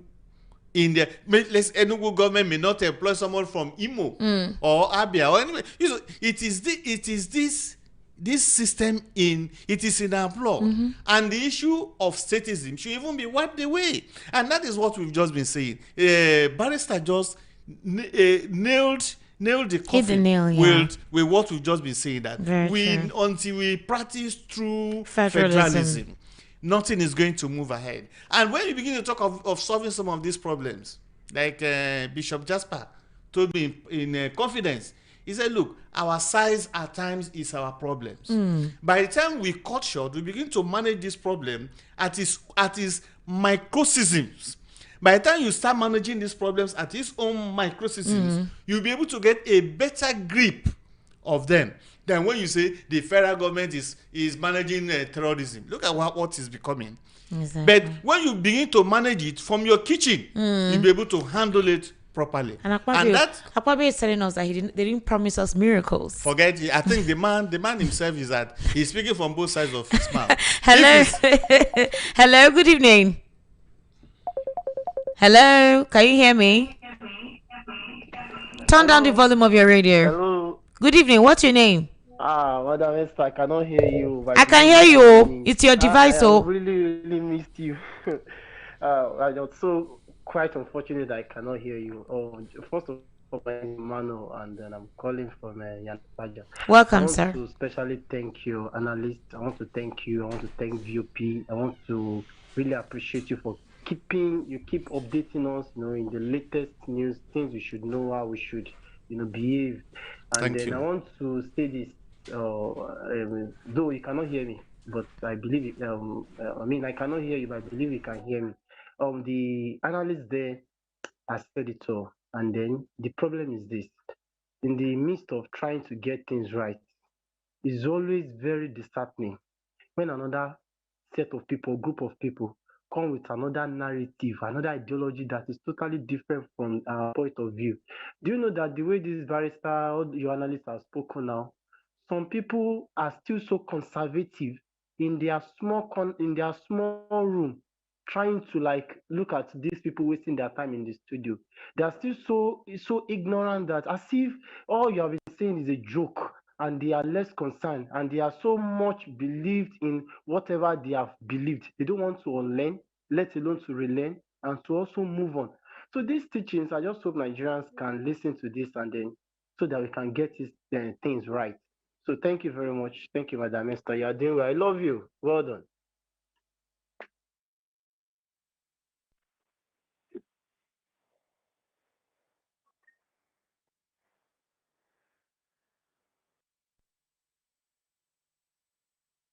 Oh, 0036929933. That's the number. Hello, good evening. Hello, good evening. Good evening, sir. Welcome. What's your name? Esther. Thank God for the first time. Welcome, sir. I start today. I'm engineer in Demo Roof. Engineer in Demo Roof. Where's my bell? Wow, for the first time. Engineer, how are you? I'm fine, and you? Now only your message I always read. So this is your voice. I'm your ardent listener. You know now. Yes. I'm so happy tonight. Yeah, welcome, sir. Thank you for calling. I'm really enjoying your program. Thank you. Permit me to say that you are a good hand. You are really perfect at your job. Thank you. In fact, the part that I like most, you read at a lightning speed. It was the real gift of any journalist to be able to read the way you read. Thank you. Having said this, I greet your guest, Mr. Awal. Yeah, I greet him. Thank you. Good evening, sir. Good evening, sir. You have done justice to the topic of tonight.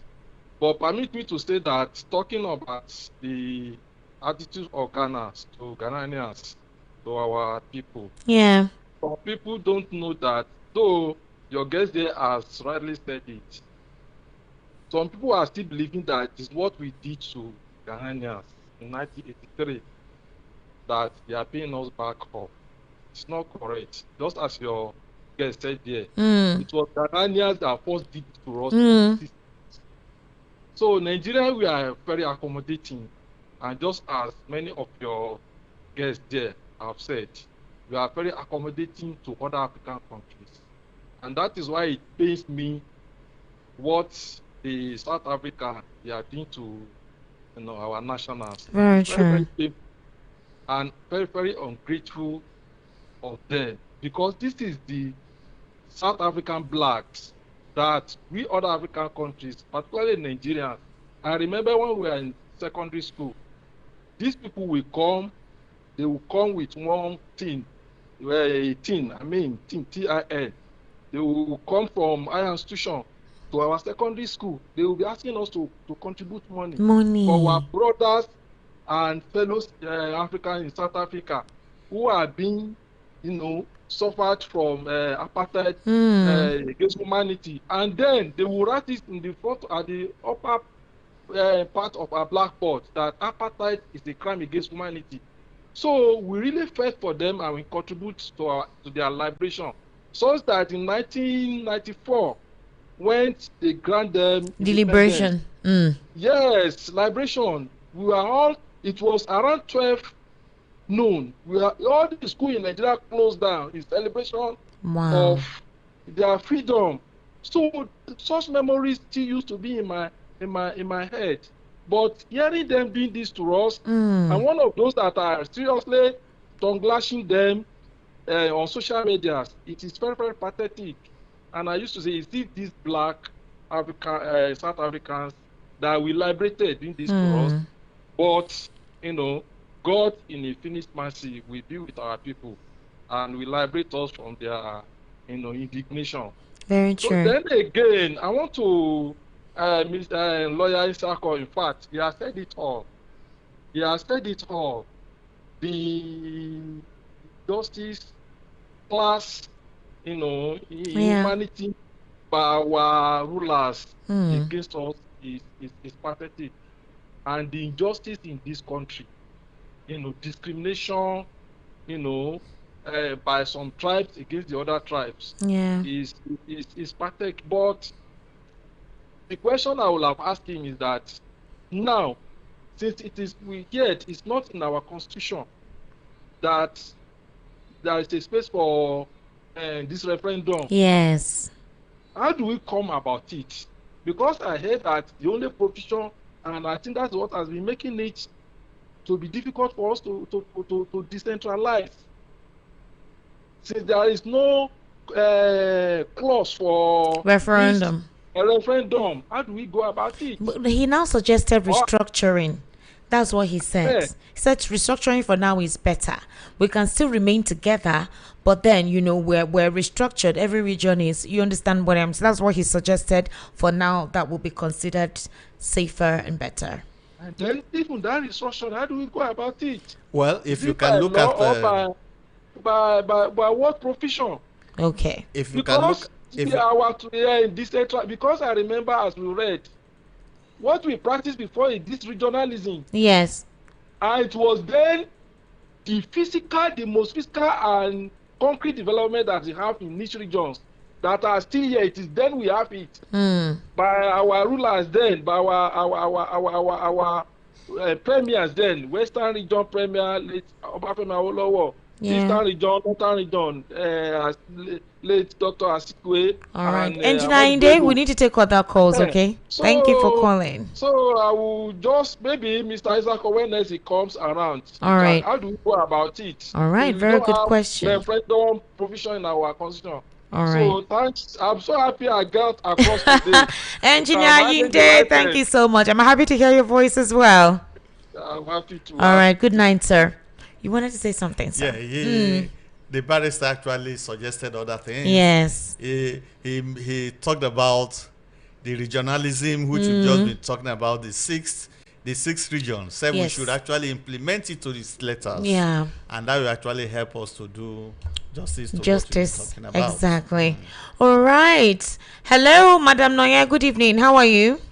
I'm fine, Esther. Welcome, ma. Thank you. For the very first time I got you, and I'm very happy. Yay. Welcome. Yes. So you're first time caller, yeah? I am very, very happy about your two analysts.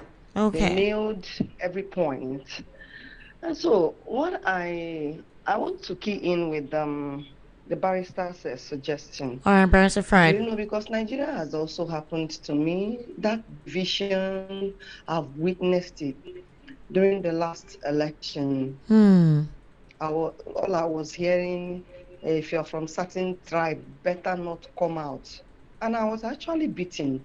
I'm not lying. Jesus. I was beaten because I came from a tribe trying to vote. Now, at the end of the day, I still voted. Well, that's to tell you. So we have been complaining about where in Lagos xenophobia. Yeah. But there is xenophobia inside this country. Yeah, if we look at it.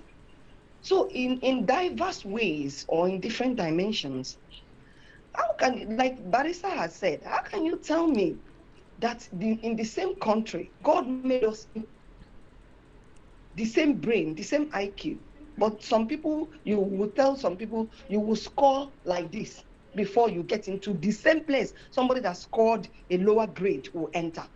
And they will come out and get job before you. When my son was actually looking for finish his NYC. Yeah. NYC, sorry. He got to one of the parastatals, government parastatals. They were asking him, who referred you? Huh? Whereas, yes, who referred you? Whereas the other northern counterparts that went with him, all were taken. What? And I told him, my son, I don't have any reference except God. It took me nights, days of prayer before this boy was taken. God. Is that right? The same thing happened my second son that went to all these floor mills and whatever. Who referred you? Is that supposed to happen? You are from so and so. Who referred you? I mean, it's wrong. And then the other time I heard about the railways that will be built. Yeah. And none has been channeled to along the eastern part. southeast. Are we not the same? Are we not the same country? And we're saying we want one Nigeria. One Nigeria is sacrosanct. Whereas there are some people you are saying that they are dots in a nation. They are this, they are that. This is so sad. It's really sad. And this thing is just gradually eating deep, even into our children. Because when you are sad, they will be asking you, Mommy, why? You tell them the story. And so there are some things we don't have to bury. If you sweep a dead rat under a carpet, it must still be. Hello?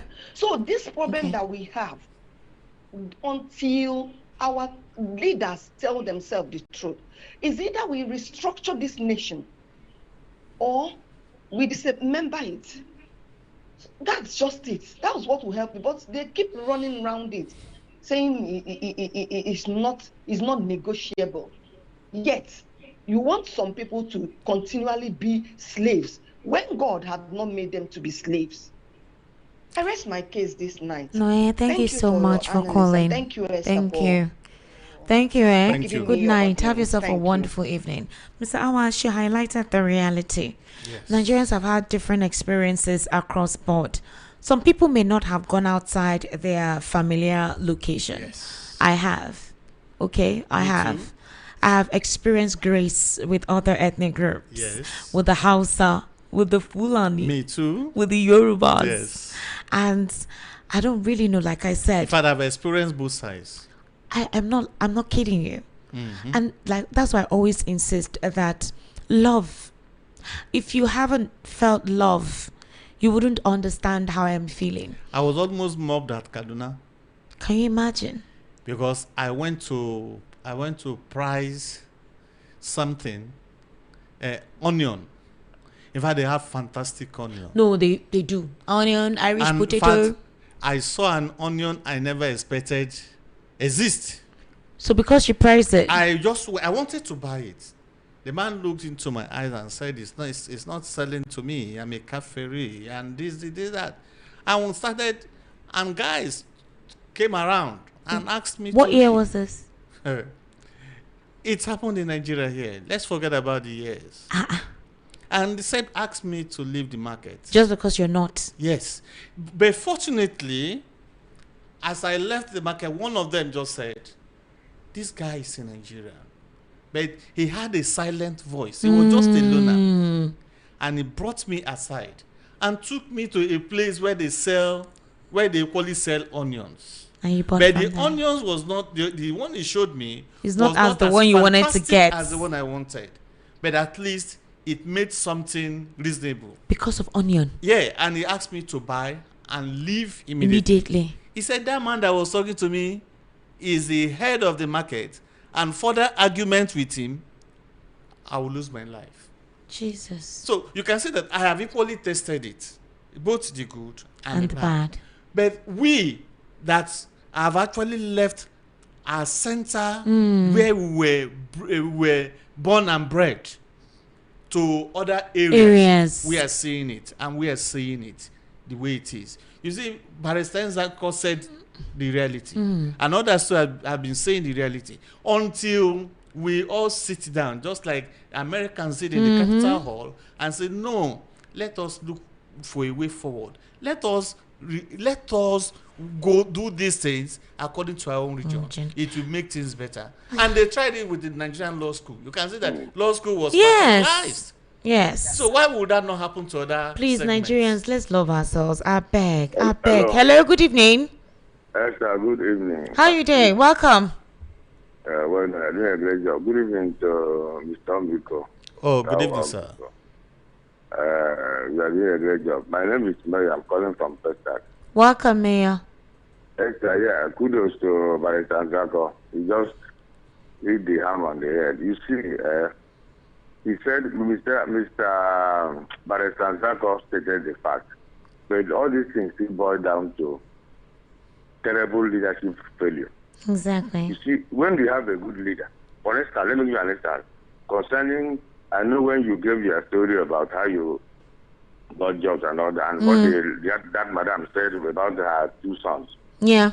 You see, from Abia State that I am, the current head of service of Abia State, appointed by Governor Lesotho, is from Edo State. Good. Currently, find out. This guy came to Abia either late 90s or as a youth copper. And he served and they retained him in ministry, civil service. And he has been doing well. Oti came and was because Oti believes in competence, the current governor. You know, he came from the banking background now, so you know that kind of person. He appoints based on merit. So he appointed this guy, now he's an Edo man. So when you have good leader that knows his onions, most of these things, yes. So what Mr. Nzako said, he said, just stating the obvious. The problem is that Nigeria has been very unfortunate in our leadership. That we have been having terrible leaders. Even this one we are talking about, what happened in 2023, can never happen like this, but where people were molested. I have somebody that was beaten up, a lady that was a slap because he wanted to vote for a particular candidate within this Amu Dolphin area. So most of these things are, and this current government has actually put terrible petrol and fire into this thing. So even if we want to toe the line of Barrister Nzako, we must have good leaders. Like this kind of government now, there's nothing good that can come out of this administration. That's just the truth. Even if we say we want to do it, can never happen because this government cannot give you that. So let us just pray and believe God that we elect the right person in 2027 before this country can move on. If we can't get it right in 2027, then it may be bye-bye to Nigeria. Thank you, Mayor. Thank you for calling. We don't pray. Amen. We don't pray for Hello, that. good evening. Yeah, Esther, good evening. Mazi from Germany. Wow, Mazi, welcome, sir. It's been a while. Yeah, good evening. Say hi to your guest, please. All right, sir. Thank you. Always when your guest is in your studio and the barrister, Fred Nzako is talking, or the other barrister, Darlington, and another barrister for, I think, Ezra, which okay, I forgot his name. Barrister Ezra. You always bring wonderful people who digest every Nigerian situation to the, to us who are laymen, What I'm saying is that, look, I live in Germany here. I've been here for almost more than 36 years. If I leave my state, even though I'm a black man from Nigeria, if I leave my state to another state, nobody will ask me, why are you living here? Why did you leave your state? I will go and I will get automatic, benefit, from another state. As long as you are here a German citizen or you are living here legally. But in Nigeria, it is not the same. So I was listening to last week news whereby in Jos North, they are fighting Hausa, Fulani, indigenous people and non-indigenous people, called this, called that. In a country that call themselves one Nigeria, somebody from Ghana cannot be an indigenous person in Plateau State, same in Lagos, same in Owerri. What are we talking about? Why not we accept the reality that this thing is not working? Let's sit down and discuss our differences. Esther, I lived here when there was war in Yugoslavia. They fought and fought and fought. As we speak, they are now living peacefully. They are good neighbors to each other because they're no more killing themselves, because they have separated, from that yoke, from that shackle of Joseph Tito. You don't force people to live together. Human beings, even animals, when you cage animals together, they will look for a way for escape. You cannot force people together who are speaking different languages. Esther, let me tell you, as we speak, there is football for World Cup going on in America and Canada and Mexico. UK has, England is in, Scotland is playing, but Scotland is part of UK. You understand what I'm saying? So now you see what is called federalism. UK has 4 countries in one UK. Yeah. I lived in I think there's South Wales or Wales. You know that Scotland has London, its own pound. Ireland. It is different from British pounds. Different color, different everything. In one country, they have different currencies. They have their different parliament. They have their different police. Come here to very close to me here in Switzerland. The cantons, they have their different police, different administration. That is what is called federalism. You cannot force people together, at a gunpoint and expect those people to live in peace and harmony. It's not going to happen. Finally, Abuja is the newest capital of in the whole world, is the newest capital. Esther, please, your guest is a historian. The military asks Nigerians, let us go for referendum and see if we want Abuja to become the new federal capital of Nigeria. No, they did it, decree at a gunpoint. And what is disgusting is that the money they used to develop Abuja is coming from a region that they have depleted. They have destroyed the ecosystem of Niger Delta. They have destroyed their people. If those people talk, they will send armies to mow them down. Because we are not one people. That is the reality. As long as this injustice continues, there will be no peace in Nigeria. Look at the way the bandits or the terrorists are killing people, and they are not treated the way treated IPOB and ECN. Are we in one Nigeria, really? We are not. We have to sit down and discuss, as your guest says, as Mr. Fred Nzako said, we have to sit down and discuss. All this going to, let's go there every 4 years, you go to, and conduct an election. It's not the solution. The solution is, do we want to live together at what conditions? All right, Mazi from Germany, thank you so much. 2031 will come and go. We are still facing the same thing. Thank you, Mazi. Thank you for calling. That's Mazi from Germany. Thank you so much. Hello, good evening. Hello, Esther. Good evening, sir. How are you? I'm fine. This is Sunday calling from Munchi. Mr. Sunday, are you okay? Your voice sounds strained. I just have small cold. Sorry. Yeah, thank you. Well, all my brothers, all the callers have said well. The only thing I'm saying now is that which way out? The only hope we have now is 2027. Because I'm just like when you ask the barrister, can they do something in the 9 months before next year? And then he told you that these people he's seeing,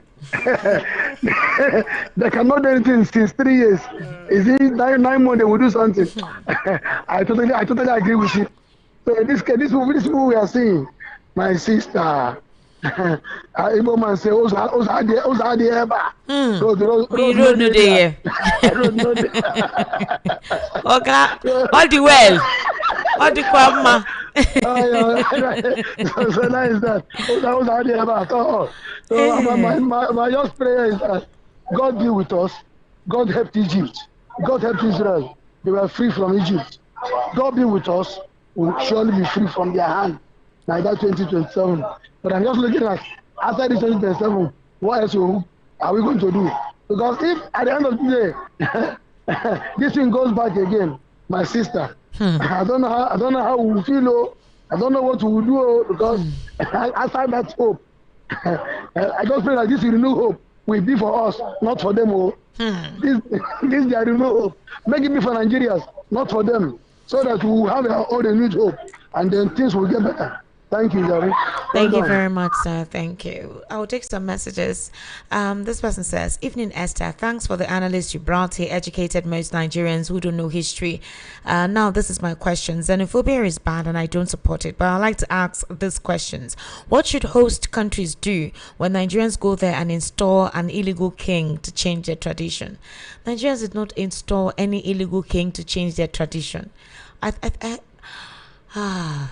I think there are lots of misinformation. It's the politics. And the politics is bad. Yes, the politics No. is bad. No Nigerian went to any country to change their tradition. Anywhere you are, you will have a Nigerian that represents you. Yeah, you have a community. You have your community. Even in Nigeria, there is Indian community, there's South Korean, there's Chinese. South Korean community, there is they all have their various communities, and there's Lebanese. Have you seen where they stay?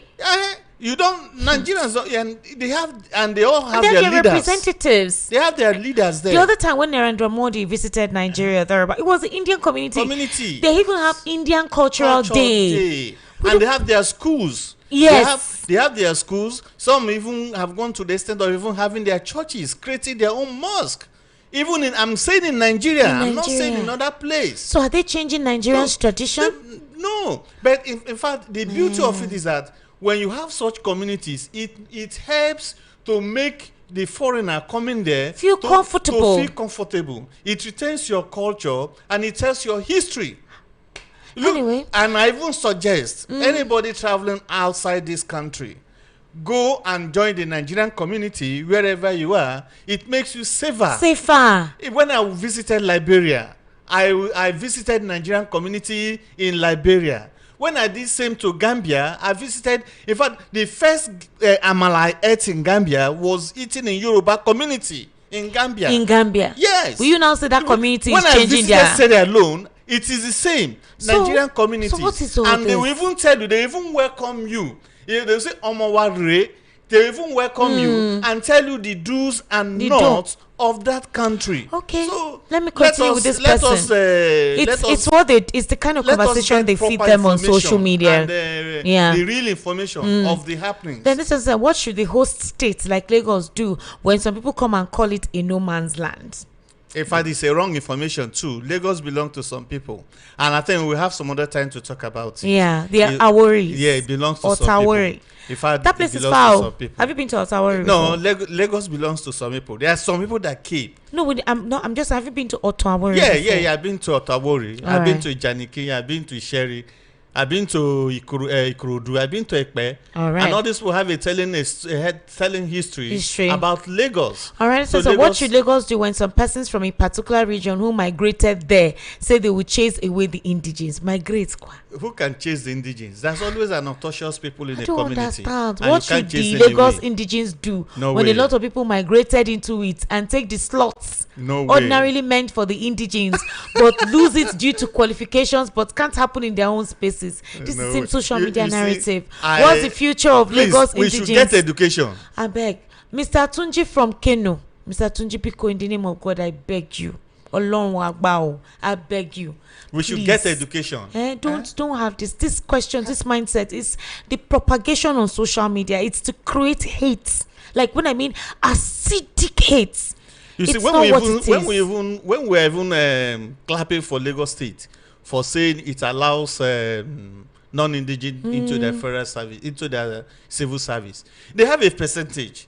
and they have a grade. Yes. You must meet certain standard, and you must have met certain grades for them to even bring you into their civil service. No, you and also that's a sent a kudos message to all that, states. Esther, do you know there's no passport office in the whole East? If you want to do passport, you go to Kaduna or Lagos or Abuja. No seaports in the. I think there was a passport office in Enugu. They shut it down. There was equally. I did my passport in Owerri. It's like they've shut. When did you do your passport? It's been a while now. They shut it down. This was recent. The Minister of Interior. I remember they were asking questions. Why did you shut down the passport office? They were asking them to come down to Lagos or. Wow. I think there's a better way of doing that now. You can even do that through online. But sometimes you need to physically there. We need to visit there. All right, good evening, Esther. That is not too good anyway. It's not good at all. Honestly speaking, Barrister Fred has made my day today with all that he has said. I want to state here that the problem of Nigeria is that colonial masters, the British government will continue to make sure that both restructuring and referendum will never take place, and until we break out from their grip, we'll never make a headway. Please release Nnamdi Kanu. This is Chooks from Oshodi. All right, Chooks, this person says, seriously, all what the barrister and your analyst said is true. Just like what the woman that called said also, when you are not referred by one of the big wigs, you will not be taken. My wife wrote the immigration exam last year and passed the cutoff mark, but to her greatest surprise, this week names were released and her name is not included. This injustice has to stop. This country belongs to all of us. I am Mr. AY from Bagada, Lagos. Wow.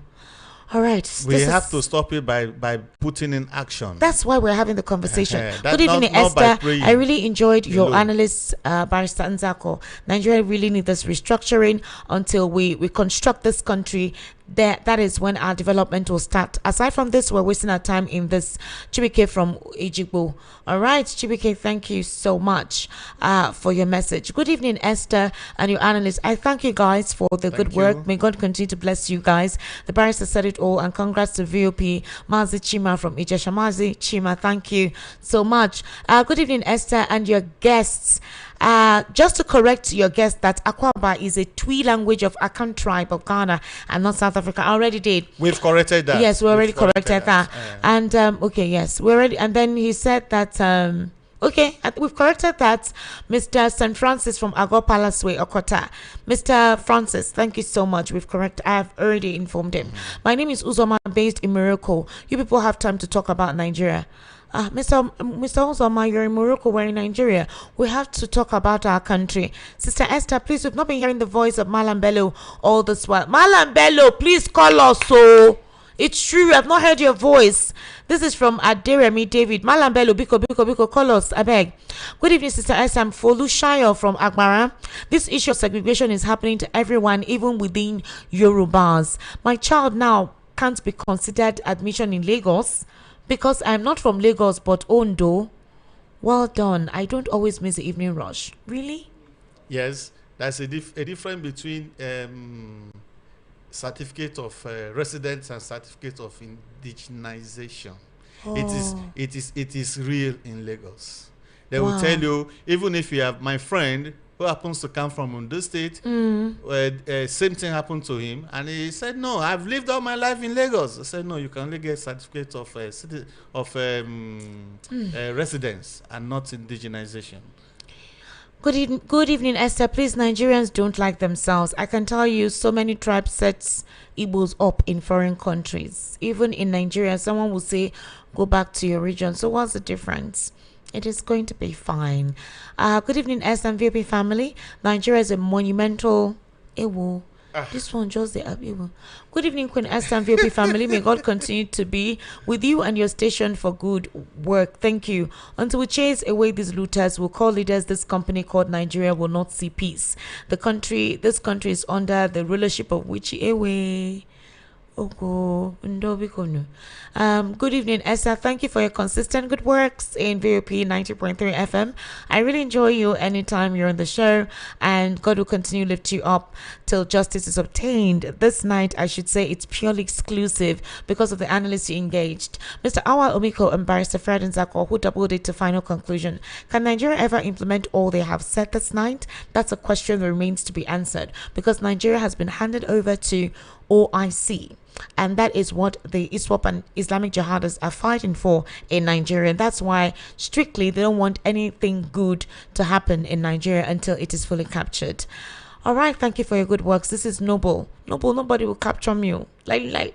Nobody will capture us. Yes. Good evening, Esther and your guests. What is happening in South Africa today? I'm afraid it will replicate here in Lagos State. From there to get to other states. The best option now is to call a referendum for us to liberate ourselves. Thank you. From Cyril, Satellite Town.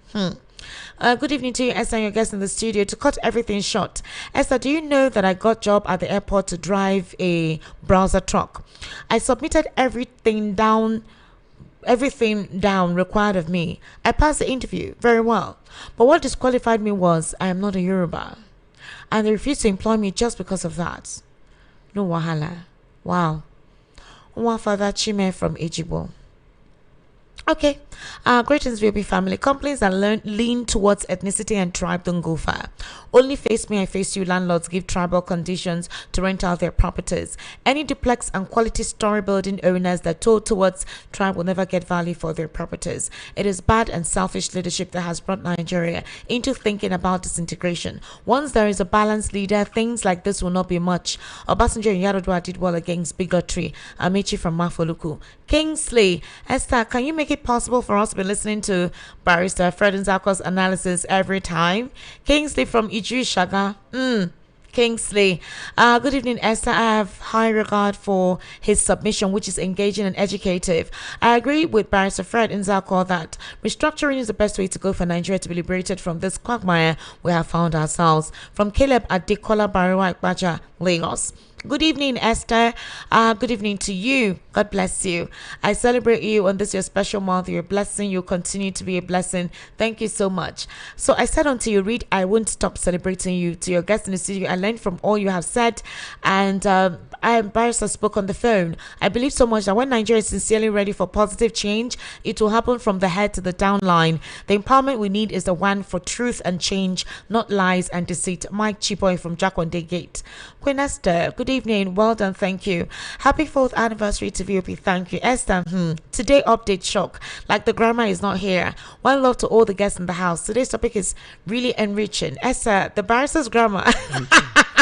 Right, what's even that thing he called? Something tagged him. Somebody wrote it on YouTube.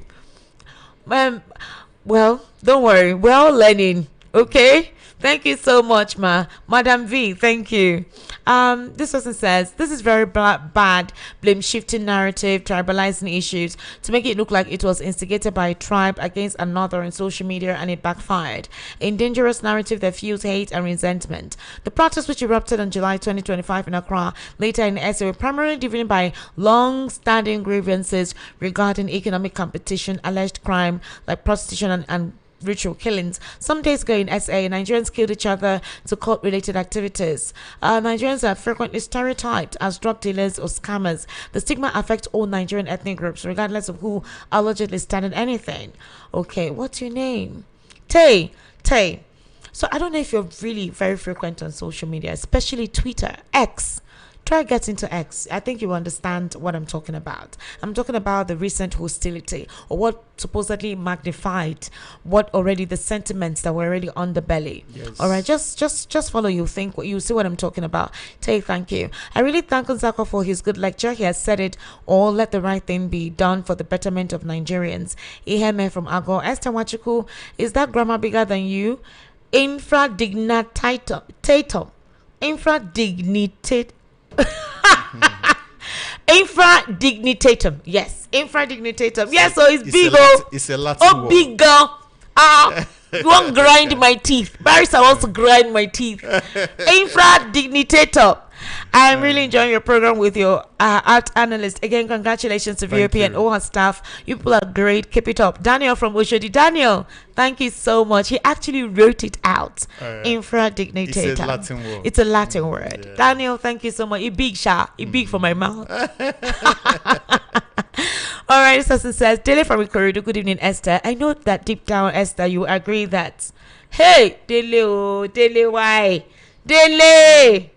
I'm not going to read this message. Good evening, madam. Thank you for bringing Barrister Nzako into our hearing of his candid analysis. Unanimous. All right. Good evening. Good evening to you. I just want to salute Barrister Nzako for the analogical analysis. He's a teacher and have learned from him this evening. As I keep up the good work, my name is Chief Aku Enwebe Afam. All right, sir. Barrister is a teacher, oh, trust me. And all his kids are lawyers. All his children, Mr. Awa. All right, Esther Wachiko, clearly, period. Tinubu did not promise miracle. Neither are Nigerians expecting any. But where is the light and renewed hope he visibly promised? Did he promise to shatter our hopes? Please, he should give us cooking gas now or be preparing his Tony Aneli from Ijagemo, Lagos. All right, thank you so much. This person says, thanks to Almighty God, you brought an intellectual guest today. Mr. Samikel, thank you so much. I always bring intellectual guests. Good evening, Esther and the guests. Good evening to you. Thank you so much. I'm Triple A from Ojo. Esther, we will continue to cry, lament, criticize, and complain because we fail to see what is causing it. I will advise the groups who always complain, cry, and lament about marginalization to go learn the story of the hawk that was sent to go and fetch a meat to prepare a meal for its guest. What happened between the duck and the hen?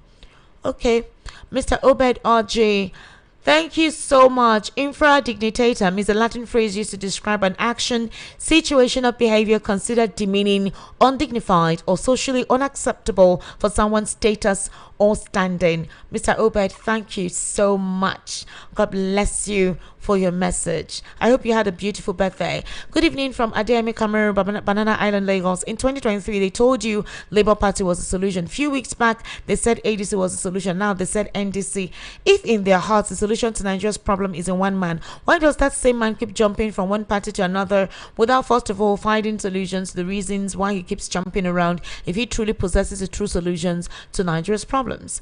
All right, happy 4 years VIP. I'm glad to be part of this family. Olu from Egbeda. Olu, we love you. Thank you so much.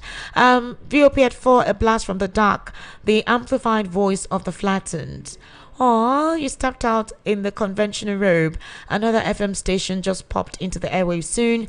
Thuns on the road turned to a launch pad, choking other voices on the air, standing first among equals. Like a nectar in the nation's broadcasting flower, all premises now struggle for space into you. Your programs, irresistibly structured, opening kinds of putrid order that choke our breath through fire-tested analysts that regale us with indisputable facts. Your thoughts pass through the prism of Thomas Paine. We fight not to enslave, but to set this country free and to make room upon earth for honest men to live in.